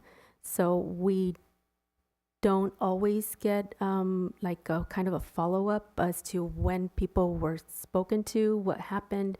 Are the families now, happy? Are they still looking for some more resolutions? Like where are we in that process? Even if it is a personnel complaint, you still have the right to have the feedback from the superintendent about what's going on with it, but that would be a confidential memo to you that would need to be kept confidential. But if it's a program, then you're right. It could be a follow-up that could be made public. The important thing is that, and I think you all know this, but I just feel the need to repeat it, you don't respond to a complaint at the meeting because it's not an agendized item. So you don't get into a dialogue back and forth, except with clarifying questions about what they're complaining about. So you know exactly what the complaint is. And if it's about their own child, maybe even what school it's at, so you can actually follow up on it. We have a board policy right now that's very specific, and it says we cannot ask clarifying questions, even. Oh. And that's exactly what it says. It does say, I believe, that when we did discuss it, it was brought up maybe about 2 years ago. You could ask the superintendent to go and get some more clarification, Right. but the clarification is only allows board members to get it through the superintendent. We just accept the complaint. We say thank you, and Dr. Roddy, can you please follow up on this issue? And that is all that that policy allows us to say. Is that the law or just your policy? That is our policy. Okay. We imposed it on I ourselves think the law's a little bit out of about this. And I- 3 years ago. I Okay, think like thank when, you. when that happens, it becomes like the onus on like each individual board member to kind of like ask for like, hey, what happened with that? And like, I just feel like if it was just a protocol that when there is a concern from the community in open session, that we get information on how we handled it. Now, if you have a policy on this, should we be making a protocol on it? One thing that I've seen in my district that works really well is when we have public speakers, the following meeting, our superintendent, in his report, he just addresses some of those. If it's concerns on the Mayfair fields, he just gives updates, Yeah. and it's actually helped with transparency in our community. And in Paramount, they're loving that. So I would love to see that. I think that's Yeah. just very simple. Like, we don't have very many public speakers, knock on wood. Yeah. So just, a couple of updates on, hey, this was talked about. I think that's Yes. kind of what you're looking for. That would be great. Yes. My only concern there is sometimes you don't get the full facts of things. I don't want to have to refute something because people get nervous when all of a sudden the superintendent's saying I disagree with that person. What if there is you're not getting the full story on this thing. There's another story behind this thing during the investigation. I guess what I don't want to do is put that person on blast, and then it is a community I think member. it's more generic. Like, obviously, like, there's some speakers that we know we're not going to address probably, but there's some that are just general concerns or their questions or, Or often updates. Updates, I think, is more what There's I'm often asking. people that come to board meetings with misperceptions, or they're not even from your district, and they'll say, you're using grooming techniques for making kids gay, and so you have a report on it, and what did that mean? And, a good example of that is we had a bunch of parents come to one of our board meetings saying, we really want to have our kids go to that school, but they can't get into that school. And so the superintendent reported at the next board meeting, that's an open enrollment school. Anybody can go to it. So we're going to notify those parents that they can enroll their kids in that school. Anita? Anyway. And I think Renee does. Yeah, Renee? so I like the idea of the updates, but some updates probably can be brought up in the public meeting, but some updates could be private. Right. I think yeah. we just need the information Exactly. that you responded to that. Yeah, if you Yeah. feel like It could there's be the more Friday need- memo, Yeah. would be a good, Except you can have confidential parts of the Friday memo. Not the whole Friday memo can be discoverable except confidential parts. Yeah, Yeah, so- my only reaction was that I didn't want to put something public in response to something that We just need it. We just need it. It doesn't necessarily have to go back out to the public because then again, that's going to invite them back to talk more. But if we just get the update, knowing that you really addressed the issue, that would be But- great. Myra, do you want- yes, well, I want to just remind everyone that our public can come back whenever they want to, even if, so just that's not what we're saying, that we're not, But if I that can that's add, why we're doing this. But also I was going to recommend that when you do give your responses in public, that it just remains data, that this is the information, that's it, there's no opinions, there's no Yeah. biases, and it can be a that's all it positive is. thing too, when you address those comments in, like it can be a very positive thing. We address this concern and then the ones where you're like, you don't want to put somebody on blast, those are great ones to give us more context in a Friday memo, let us know what's going on. But a lot of, those concerns I like Amy's idea. So do you also want this protocol to deal with individual community members that don't come to board meetings but contact you individually as their representative? no. Well, Because- my knee jerk is no. Go ahead. Yeah, I just want to say that in the history I've been on the board, the protocol has been if a board member receives a complaint from a teacher or from a parent, that we direct it to the superintendent Right. to look into, and the board actually would state, I have referred this to our superintendent. Right. Please let me know what the outcome is or follow up, and just leave it like that. Right. So that way, we as board members have recognized the email because I usually get a response back saying, thank you so much for being the first person to respond to my email, would be an example. And then after that, it's up to the superintendent or staff to then follow through. If that then is not addressed, and times we get emails, I'm sure you've seen those too, that I've addressed it to the superintendent, no one's gotten back to me yet, then I would say, let me reach out again to the superintendent on your issue. I think that's a great point. And I've gotten those emails, and I respond to every single one. And I think that with a protocol, it might be good because we all kind of want follow up, like, hey, what happened with that one? But if you already know that it's protocol, if we forward that email, and honestly, I think a lot of those complaints, the resolution that should be shared with the entire board. That there was Right. this complaint in our community with all of our constituents, and this is how it was addressed. In case it comes up again with somebody else or another time, we have that information. Also, it gives the power back, if it's a site, to the principal, Yeah. so that we're not removing that So- power from them. So a typical protocol on this would do exactly what you said, Dr. Alhassan. It would say if board members are made aware of a complaint by community or staff, they shall listen carefully, remembering to you're only hearing one side of a story, and paraphrase to show your understanding, and then notify the superintendent of that so they can follow up on it. And the important thing is not attempt to resolve the complaint yourself. And let's see, another thing we typically have is Would it be appropriate to copy and paste without forwarding the email? Because honestly, a lot of people don't want their name sent to their boss. Yeah, no, that's So that's we could fine. just copy it. I do it, but Just- I mean, but you know what I mean? Just Like, knowing that you shouldn't try to solve it yourself. You should hand it Yeah, off to the take it- superintendent to okay. solve. And then the superintendent can follow up with the board member that got the complaint, or all the board members if necessary. And don't enter into a judicial role. So don't say, I'll solve that for you. Okay. All right. So we have two parts to this. One is public comments at public board meetings, and the other is individual board member complaints that they receive from one audience or another. Does that work for you for a protocol for that? Could you summarize it? We have what's up. Oh, no, we don't have what's up there. Yeah, we have a couple bullets there, but what I have here in mind is that you listen carefully, and remember you're only hearing one side of the story, and make sure you understand it by paraphrasing, which just means tell them what you think they told you, and then recommend. Oh, the other thing we say is we recommend that they have a conversation at the lowest possible level in the system. So if they have a problem with the teacher, talk to the teacher. If they have a problem with the principal, talk to the principal. And then if they've already done that, then you hand it off to the superintendent to try to resolve it. Does that make sense? We always like the lowest level of resolution if possible. Like, I don't know if I told you this story, but when I was county superintendent, I had a call from a CEO of a large corporation saying that he didn't like where his daughter was placed in her class, the seat that she was in. And I said, and why are you calling me?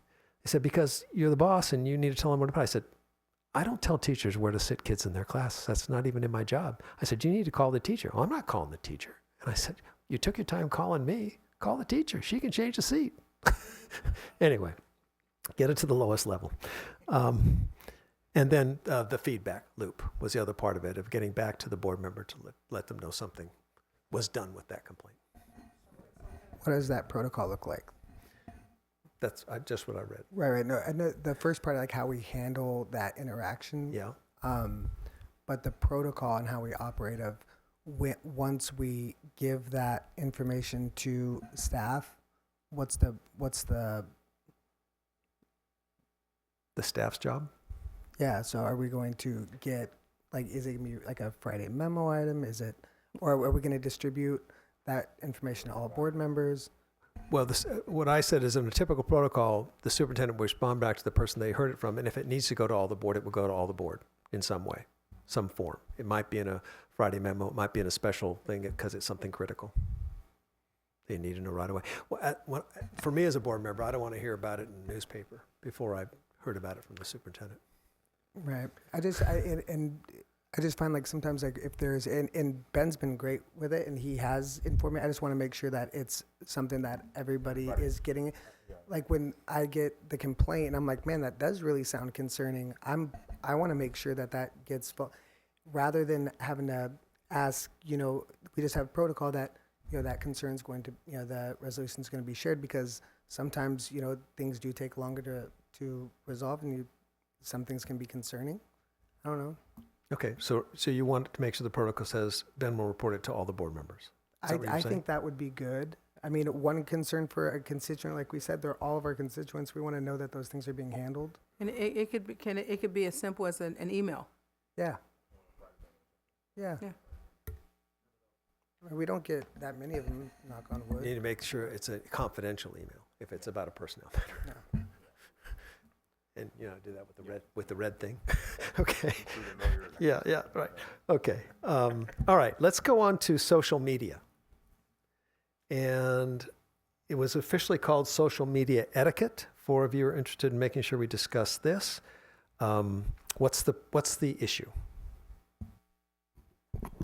For me, the issue is not controlling what people say about us. We all understand we're elected officials, and even though I disagree, like our families and things shouldn't be fair game, other people think they should be fair game. So we can't control them.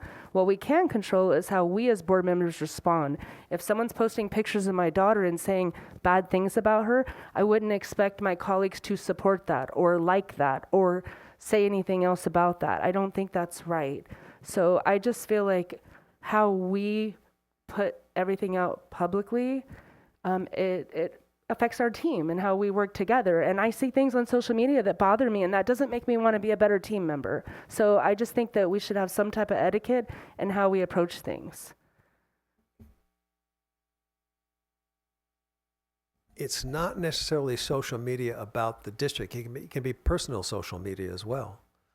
Okay? And your goal is to get more teamness in it. Okay. So what would a protocol look like on that?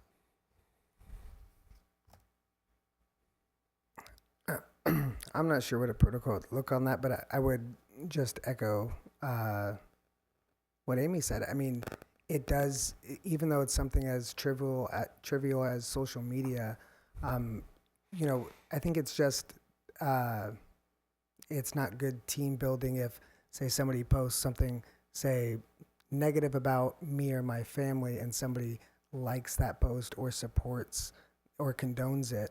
It just, we can't do that because it does get in the way of us working together. You just can't help it. So we need to just do better at that because, I mean, it's very visible and it's not productive. What's some language you think that could get to those issues? How would you say it? Because the only social media protocols I have are about board members using social media to talk about their votes in board meetings and, using it to discuss board agenda items, which would be. I mean, I think but that's different than what I hear. In order to foster trust.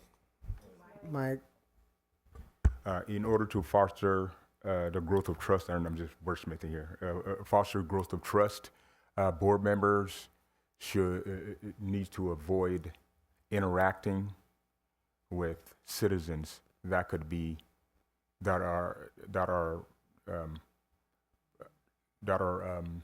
presenting unethical, I don't know. I don't know about interacting Gotcha. because we all have our friends, we all have our families and our people. My thing is just, when I was in the campaign, I saw a lot of negativity about some of my campaign people running. I didn't like it. I didn't comment it. I didn't say, oh, you're right, she's awful. I didn't do that. And again, like, I don't think all of my board members understand what I've been through the last year with harassment from one person. And I just feel like liking those posts, interacting with those particular posts, if you want to be friends with someone and their posts are positive, great. But when they're about me and my daughter and my dad and my family and my mom's obituary and the things that are online about me, you shouldn't be doing that. You should not be doing that. Perhaps just avoiding commenting on any board member an opinion that a community member has about a board member. Like, those are opinions. And I think that when we jump on and like them or have an additional comment, whether, just to avoid anything at all being misconstrued or misunderstood, just don't like it. And Don't respond to it when it I has to have a do with the board question. member. I apologize, because I said I have a question, but you're still talking. I have a question. I was gonna try to Google it, but doesn't Brown Act have some guidelines as to how we should behave? I mean, it's something, somebody gives us guidelines. The Brown Act only speaks, please correct me if I'm wrong. There are guidelines about trying to build consensus over Yes. social media. Yeah, I just took that training with the the safety commission that I sit on for Lakewood. I did the Brown Act training in regard just on social media.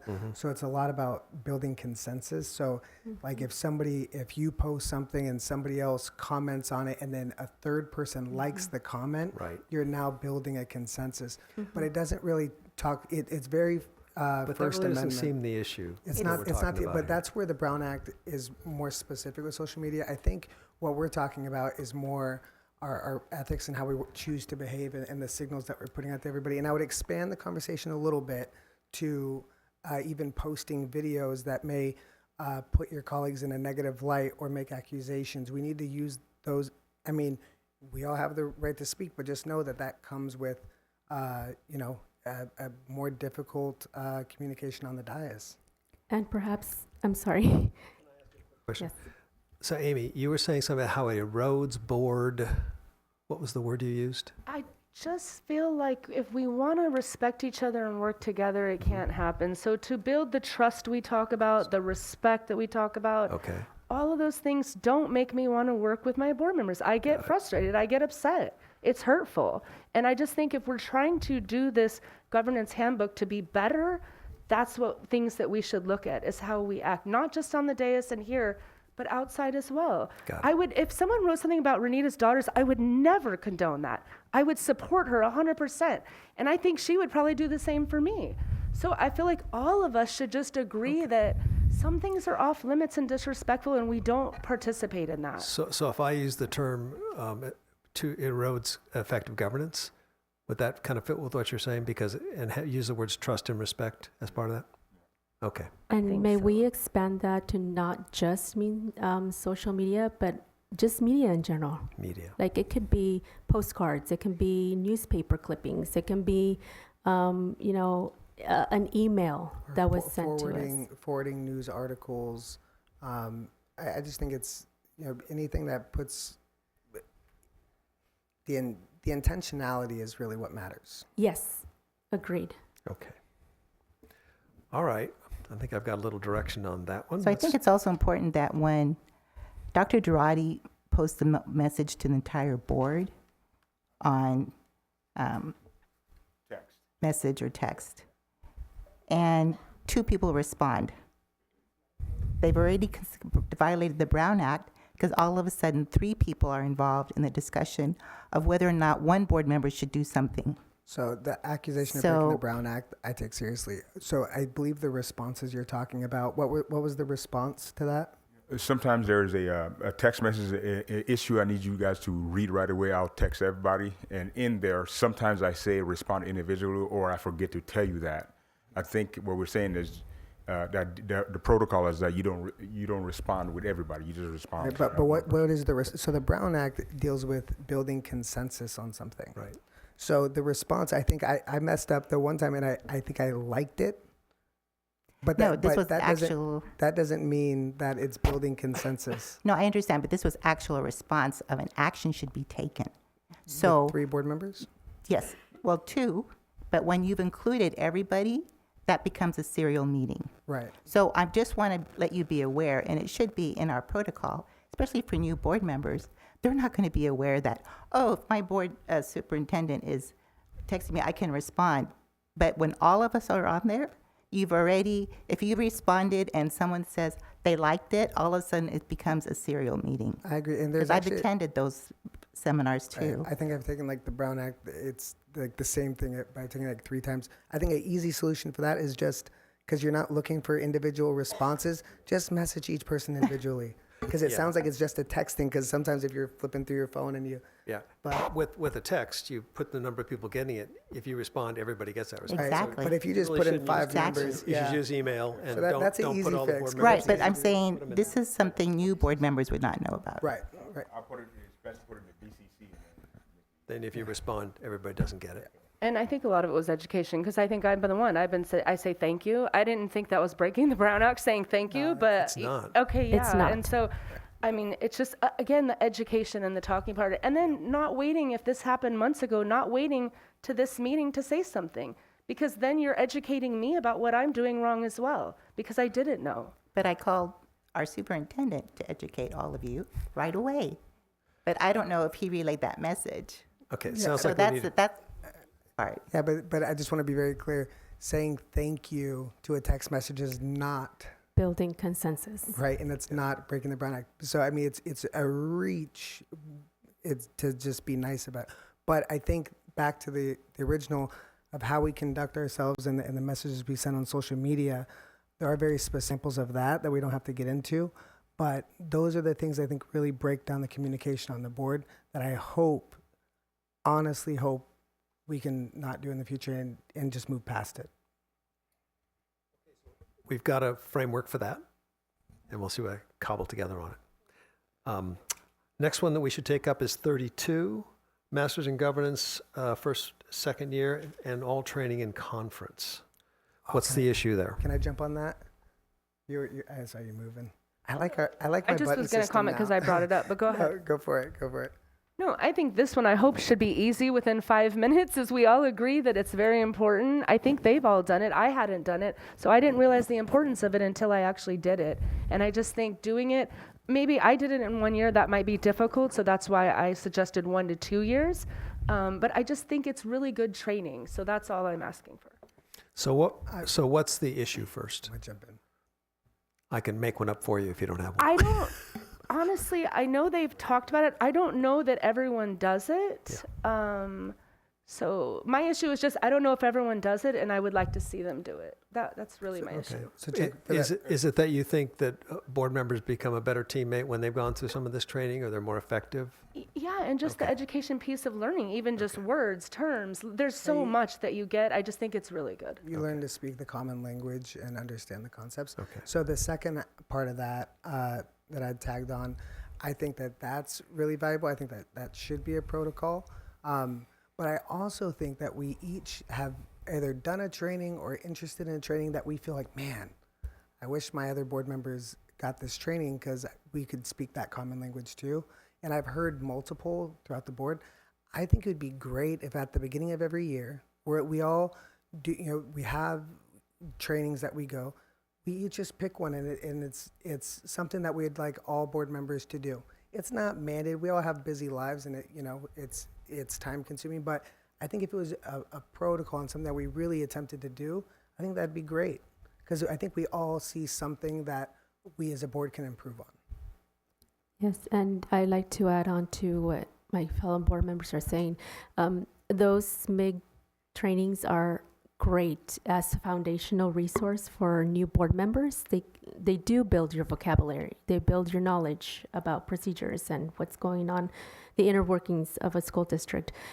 Also, I would like to add the training that we got with our general counsel when he initially started with us. I can't recall the name of it, but it was ethics training, I believe it was, something like that.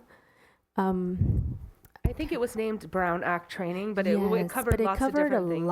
A large volume of, procedures and. There actually is a required ethics training now for board members. That's Now probably there what it is. was called. Yes, Because there is that. It's new, I think, in the last year where all board Yes. members have to go through it. Yes, but I believe there's a date by, and that date by, I don't think it's 2025. I think it's a little it's bit further coming up. out. Yes, but the law was So- passed a couple of years ago. Yeah. Yes, it was. So I desire that we would, place that as part of like a incoming, Do you also are you also all required to take harassment training and those kinds of things? I know I was. I don't know if everybody, our new board members were, and there's several other things. So on my other commissions, I'm required every year, and even at work. So the sexual harassment, and then also the there's like- Mandatory reporting. yeah, there's like Mandatory 3. reporting requirement. So I take those there. I don't know what we've required here. Yes. We actually did remember we had AMLO, a new legal counsel, come present to us, or is as a training, I guess, in last February. Yeah, the Brown Act one, right? It was a Brown Act. It was, and it also had to do with what's the term called? Ethics. Conflict of interest. Oh, Yeah. And I think we can even include sexual harassment in some of those as well. Yes, those would be really good. And I know that some of us who are educators or work in public offices already do have to go through that training. So maybe adding on a protocol, if we have already done it through our agencies, then present proof of it. Right. You usually get a certificate. You just have to Yes, show your certificate. we do. And then the question would always be how often. Some of them are mandated by law at certain integrals, so you want to follow all the legal requirements. Now, there's not a policy on this at the present time about board members taking these trainings? Okay, good. So a protocol would work great. Anything else you want to make sure is in this protocol? Well, for example, I just completed training with the National School Board Association on special ed for school board members. And I was thinking, oh my God, I should have told Renita, because she teaches special ed. But also it's been good for all of us here. But I'd be glad to share the notes that was given in this meeting. And as a result, the timing was very interesting because, just to give a background, we had a parent come up and talk about starting a advisory for parents who have students with disabilities in the district. And that was one of the ideas from the governance team of the National School Board Association to have something like this started. So it kind of went hand in hand, the timing in regards to this training. But I think, to make a long story short, it should include other trainings, not only the master governance training. Okay. So I can put those down and say such as, yeah. So I know in the past, when I first came on to the board in 2018, I was with a bunch of veterans, so they were over it, So different types of trainings. No, for real, because after so many years, they served a long time. So in my practice, what I would do, I would tell the superintendent, hey, I'm interested in this. And what the superintendent would do is if I asked for something, it was offered to all of the board members so that all of the board members would know. So if there's, and then I wanted to do the master's in governance. I didn't take the master's in governance, I think, until my third year. But that was because I was really, me, myself, I was given so much information that I was reading board policies and protocols, and I was reading all these things. And so by the time I took the MIG training, it was a lot easier for me because I already had a little bit of the lingo, and I was understanding, and I was able to capture more of the information. So I think, yes, we should offer it. And but I don't think we should put a timeline because, like Amy said, she did it immediately. But for me, it worked best later. I would just like to help support that. We notice that Masters in Governance has the greatest impact after board members have had some experience going through a whole cycle. So we recommend, the second year is a better time to pick it up because then you kind of understand the nuance. You've been told to do this, but now you know why and you know how to actually improve on it. So we actually recommend that you take new board member orientation, then new trustee institute, work for a year or so, and then start MIG, because then you have better questions, you have more in depth. The other thing I think I heard from you is really important is you offer it, you encourage it, but you allow people to show evidence that they've completed it or have certifications. And I think that's respectful as well, because it says we all have different lives, we've gone through different things. We shouldn't have to just do a thing because everybody's done it, but we've already done it. And I would add, I think any training that we do, especially if it's paid by the district, should be reported and shared with the rest of the board.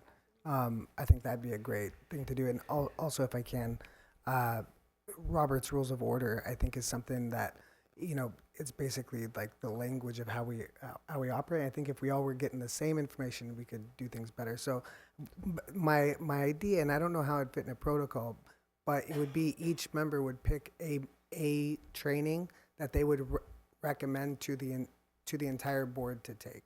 I think that would be good. What I also heard you say, though, at the beginning is they report back on what they learned from it so that because the board's paying for it, everybody gets some benefit from it, which I think is, we started doing that at our board meetings. When we go to CSBA together, we say what sessions we went to and why we think that's important and could it have some benefit to our district.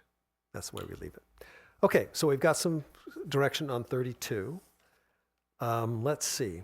Can I Let's- go back to 31 just for 1 second? Yes, you can. Is it possible, would you guys agree to also, not just us as board members, but adding our superintendent and district staff? Like, I don't think that if someone's just ripping up our employees, that we should be liking that or commenting on that as well. Would everyone be in favor of that?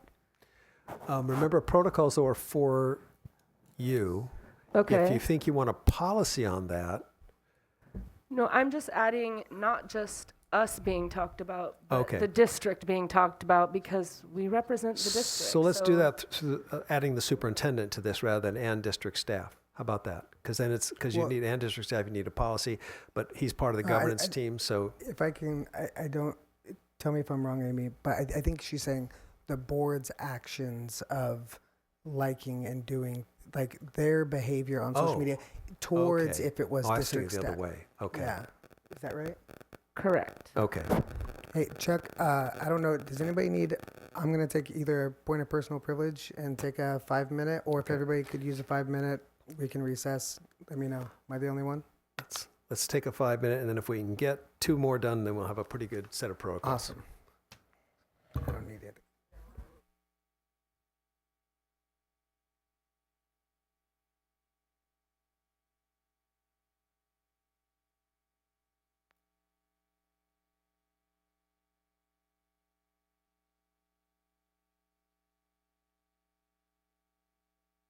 We need to get going, Mr. President. Mr. President, we need to get going. We're approaching the bewitching hour. Okay, we have 2 left to do. These should be quick. The first one is agenda questions answered before a meeting. And I assume the problem with this is that staff don't have time to have responses ready for you, and they should, if you have a big question especially, you should be able to ask it ahead of the meeting. What's the protocol? This is item number 10. So item number 10, I think that our staff works hard, trying to make this quick. They get us a Friday memo out on Friday. No, not the Friday memo. Our The board agenda, book. the agenda, yeah. Yeah, our board book. So I think, because this is what we signed up for, we have Saturday and Sunday to review that book. I think by Monday, by the time they come back to work, we should already have some idea of the issues or concerns that we have, you know what I mean? And then, so we work on them on Mondays and Tuesday. And even, so if there's questions, the superintendent will have time to pull that item until off the agenda, until he or she gets more information. Because, we want to go off a consent agenda. So, but the thing is, us board members need to have these issues settled at least by Tuesday so that our staff can work and reword the agenda and script and all of that, and it's an easier process. So, and it used to be like that. It used to be just like that. We get it done. Secretary has enough time to make necessary adjustments. Superintendent then already remove what needs to be removed so that they can get more information. And that's it. So can I ask a follow-up? Is Monday reasonable for all board members? Or some of you have really busy weekends and Tuesday I have would be really busy weekends. Do you? And then some, but sometimes I will sit up in the evening and review it. But then even on Monday, if I don't get to it Saturday or Sunday, I'm getting to it on Monday. Okay. Because we're going to have that board meeting, and I have to respect. Okay. Amy, thoughts on that? No, I was under the impression that we already talked about this and that was happening. So I guess I'm confused. Is that happening? Are you getting a whole bunch of questions on Wednesday and Thursday? So I can, if you don't mind, Dr. Girardi, thank you. First, I'd like to point out that this may be going into Brown Act procedures as well. I was going to talk about that later. Yes. So we need to look at the Brown Act and what it says about board members asking questions. This one I know. So if you can, Let's have a response here, and then I'll tell you about that. Yeah, so if you remember just this past Thursday, some items were brought up, questions were brought up at the meeting or 10 minutes before the meeting, it didn't give us enough time to collect the information to be able to provide it. So I guess the point, I think that didn't follow the protocol that we thought we were established. So the way I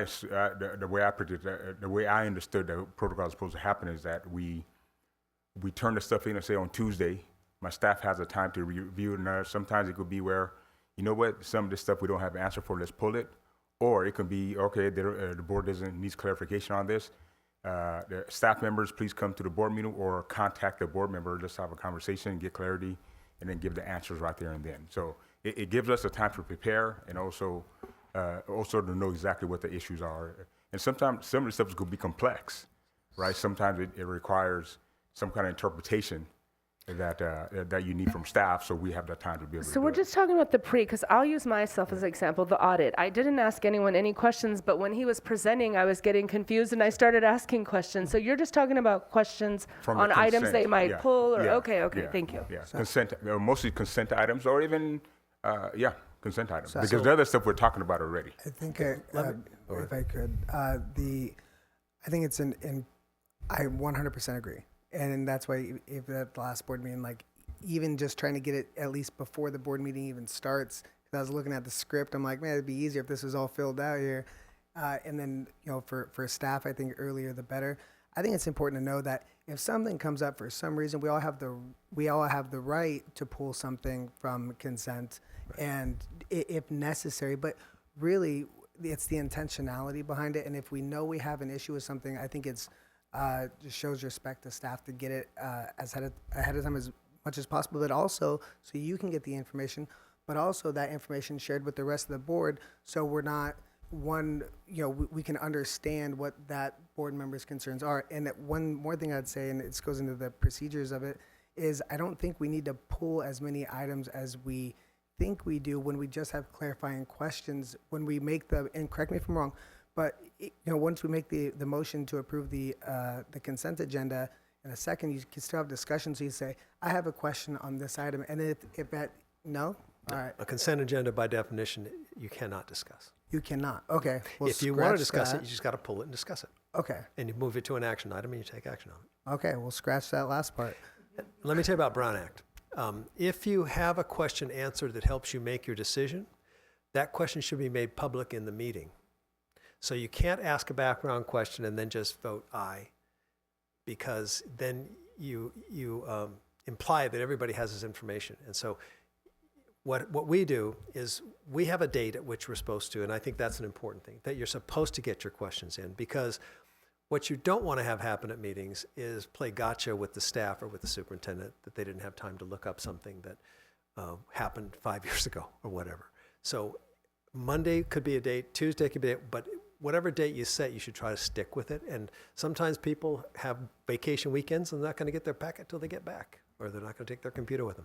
So setting a date is a good practice. The second thing is knowing that if you ask a question that helps you make a decision, it gets either added to the presentation on the topic. Like a lot of times I have questions about budget, and so rather than me having to ask the question in the meeting, she puts it in her PowerPoint. And I go, oh, there it is. I asked about how much is compared to last year's. So there it is right in the PowerPoint. So that way I know that it's not a Brown Act violation because it's now out to the public. So those are the things we typically put in a protocol. Now, so is there a day of the week that you want to recommend or not? Because then we could say as soon as possible, but you could do I want to say something on that. And this doesn't involve or maybe even affect anyone else, but I know that it's very unique to me. Because as we look at each other around the table, the only one that has younger children who is directly responsible for them is myself. Let me clarify my statement. Brad's daughter, she's not responsible. Miss, yes, President Critchfield. I am no way. I know the way you are with your daughters, and you are very hands-on. And that is not to say that does not affect My you. wife does all the work. But you don't got to your tell her. Where's this wife- going, Myra? Come on.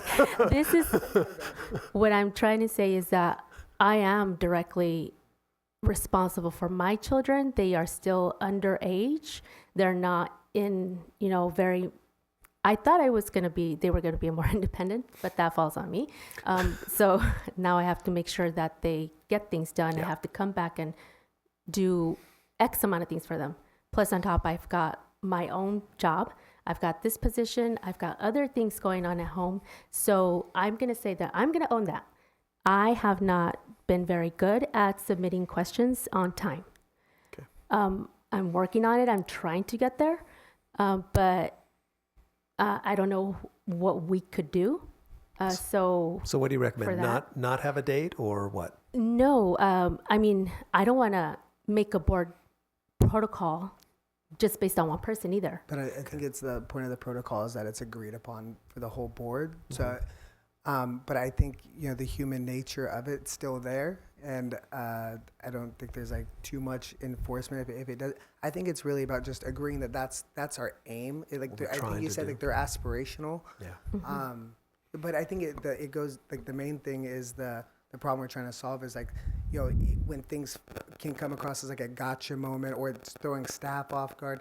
I think those things are important, but it's more like the intentionality. So Yes, and so when I have had those questions and I haven't had time to present them to like in written format with an email, I will text Dr. Dradi, and I know I texted last time you and Dr. Dradi, and I said I'm going to pull these items, so you were aware of it. I didn't have time to write down my specific questions, but yeah, it's something that I'm working on myself. So I don't want to affect the course of what the board is going to be deciding just based on one person. can I add one thing? And you mentioned it earlier. It's the why we're asking. I think because then it helps with like the pulling the information and it takes out some of the guesswork. So maybe when we are asking to have an item pulled or like just specifically on the pulled items, like I'm going to pull this, like what it is that you're looking at to where they know how to respond. So it's not just kind of like this weird guessing game sometimes. I think we saw a little bit of that on Thursday, and I feel like it doesn't help anybody. So maybe in the protocol, if you're going to pull an item, like why? I get it. This stuff happens over the weekend. Stuff will be happening with illness, all kinds of stuff. So with all of you. So the aspirations, if you try to turn it by Tuesday, that does give staff ample time to either prepare for a presentation or engage in conversation to clarify it. Is that end of day on Tuesday or? I would say end of day on Tuesday. What's the deadline for?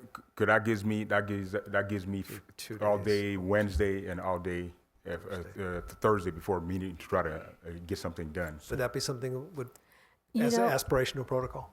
That sounds fair. and if to finish that off and then to add, and if there's an emergency you Sure. can't get to it, then Yeah. I think the concept of I need to pull this and this is what I'm seeing. I'm not clear. I'm pulling this because of that. So what if we said by Tuesday or with sufficient time for the superintendent to respond? May I add just one more caveat? I'm sorry, I don't mean to be nitpicky or difficult, but there are board agendas where it's really, really heavy reading that we have to do. Like in this last one, there's interim reports, there's audits that we have to Right. read, and I don't take them lightly. I read every single page of those things, and I jot down questions when I get to them.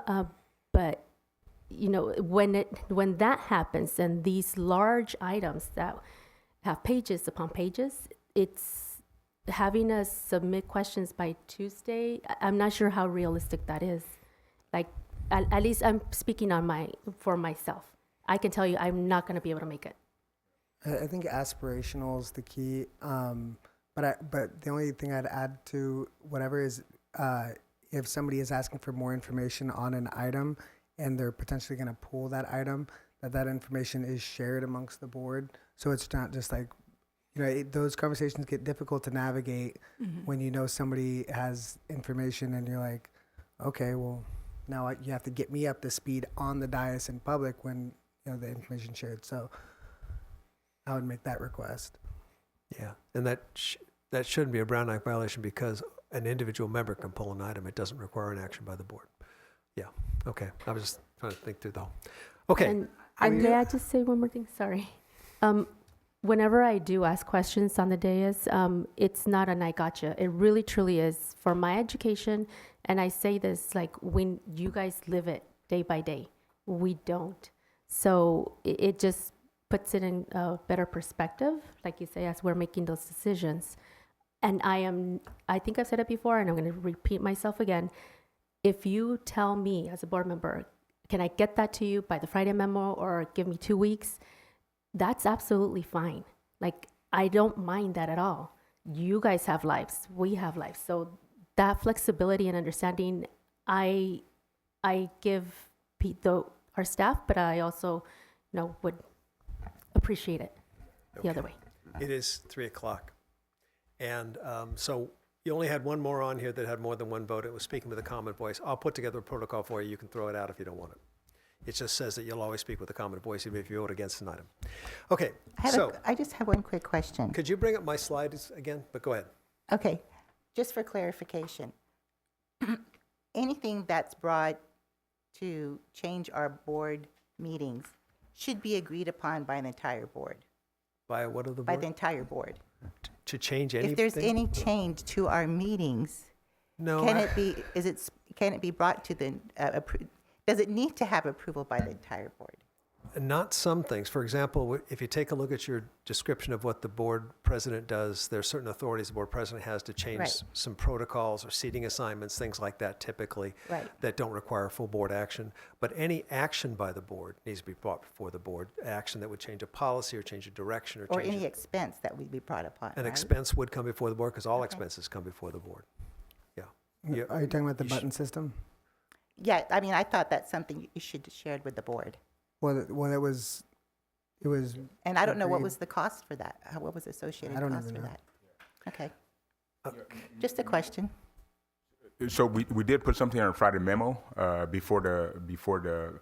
Are you saying should we have asked permission before a decision was made, or is it more or less notifying? I felt it would have been better to get the board's opinion on how this would work, its ultimate intention, and the cost. Okay. Okay, I'm going to wrap this up because I know you all want to get out of here. I'm trying to get to the last slide, but I don't have it on my computer, so I can only use this blinking thing to go to the end. The last slide says what's going to come up next. And the first thing you need to think about is what will you do if a protocol's not followed? How will you handle that? And my recommendation is you handle it in the most respectful way possible, assuming that the governance team member didn't mean to violate the protocol or they forgot about the protocol. So it'd be a one-on-one contact and ask them if they think it's time to talk about changing that protocol. If we bring it to a board meeting and talk about it. There's no one on the board that should feel like they have to enforce these protocols. All of us should enforce it. So if you feel that a protocol is being violated, you find a way to deal with the individual that you believe has violated it, talk to them about it, see if they meant to violate it. Is it time to change our protocols? Something along those lines. Does that make sense to you? I hate to rush this. It's an important issue. Yes, absolutely. Just not on the dais, right? Yeah. Yeah, I would do it after the meeting is what I would do, and to try to keep our relationships better. And then monitoring them to see if they should be changed. And that's the same with your board policies. Again, they should be monitored from time to time to make sure that they change. So the last thing is the governance handbook and what's going to happen with it. I'll be revising it as it is, and then I will send it to you. You'll have a chance to look at it before you have a meeting where you'll approve it. You'll give input and make any changes to the board president and the superintendent, and then you'll act on it as a board and adopt it. And remember that the governance handbook is a living document. Anytime you want to bring up something in that it needs change, you can do that. And we've already talked about evaluating and revising board bylaws and board policies that we brought up today that deal with some of the issues that were originally on your protocol requests, okay? And then the last thing I have for you today is at the bottom of your stack of papers is the evaluation of the sessions. And I want to thank you for having me here for all these meetings. And I think we've accomplished a lot together, and I hope that it works for you as a board to continue to become more and more effective. And with that, once you fill them out, don't sign them. just drop them on the table and I'll pick them up. So I have a Just- question. So this, you're going to create this, and then it's going to be coming back to the board to vote on. Yes. I hate to ask this question, but I don't feel like we totally finished here. So if we want to add something on, we would do it at that time? Or you can set a time to come back and do it again. Okay. In other words, set up a study session where you want to add more protocols or anything else you want to change before it comes for full adoption. Okay, thank you. And Chuck, I handed out the Oh, the mi- unity of the- purpose statement. Yeah, so if you Thank want to, you.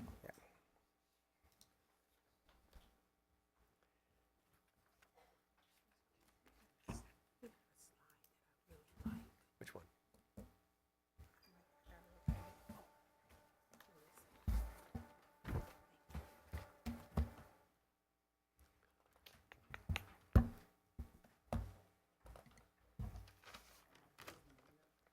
Beg, beg your par-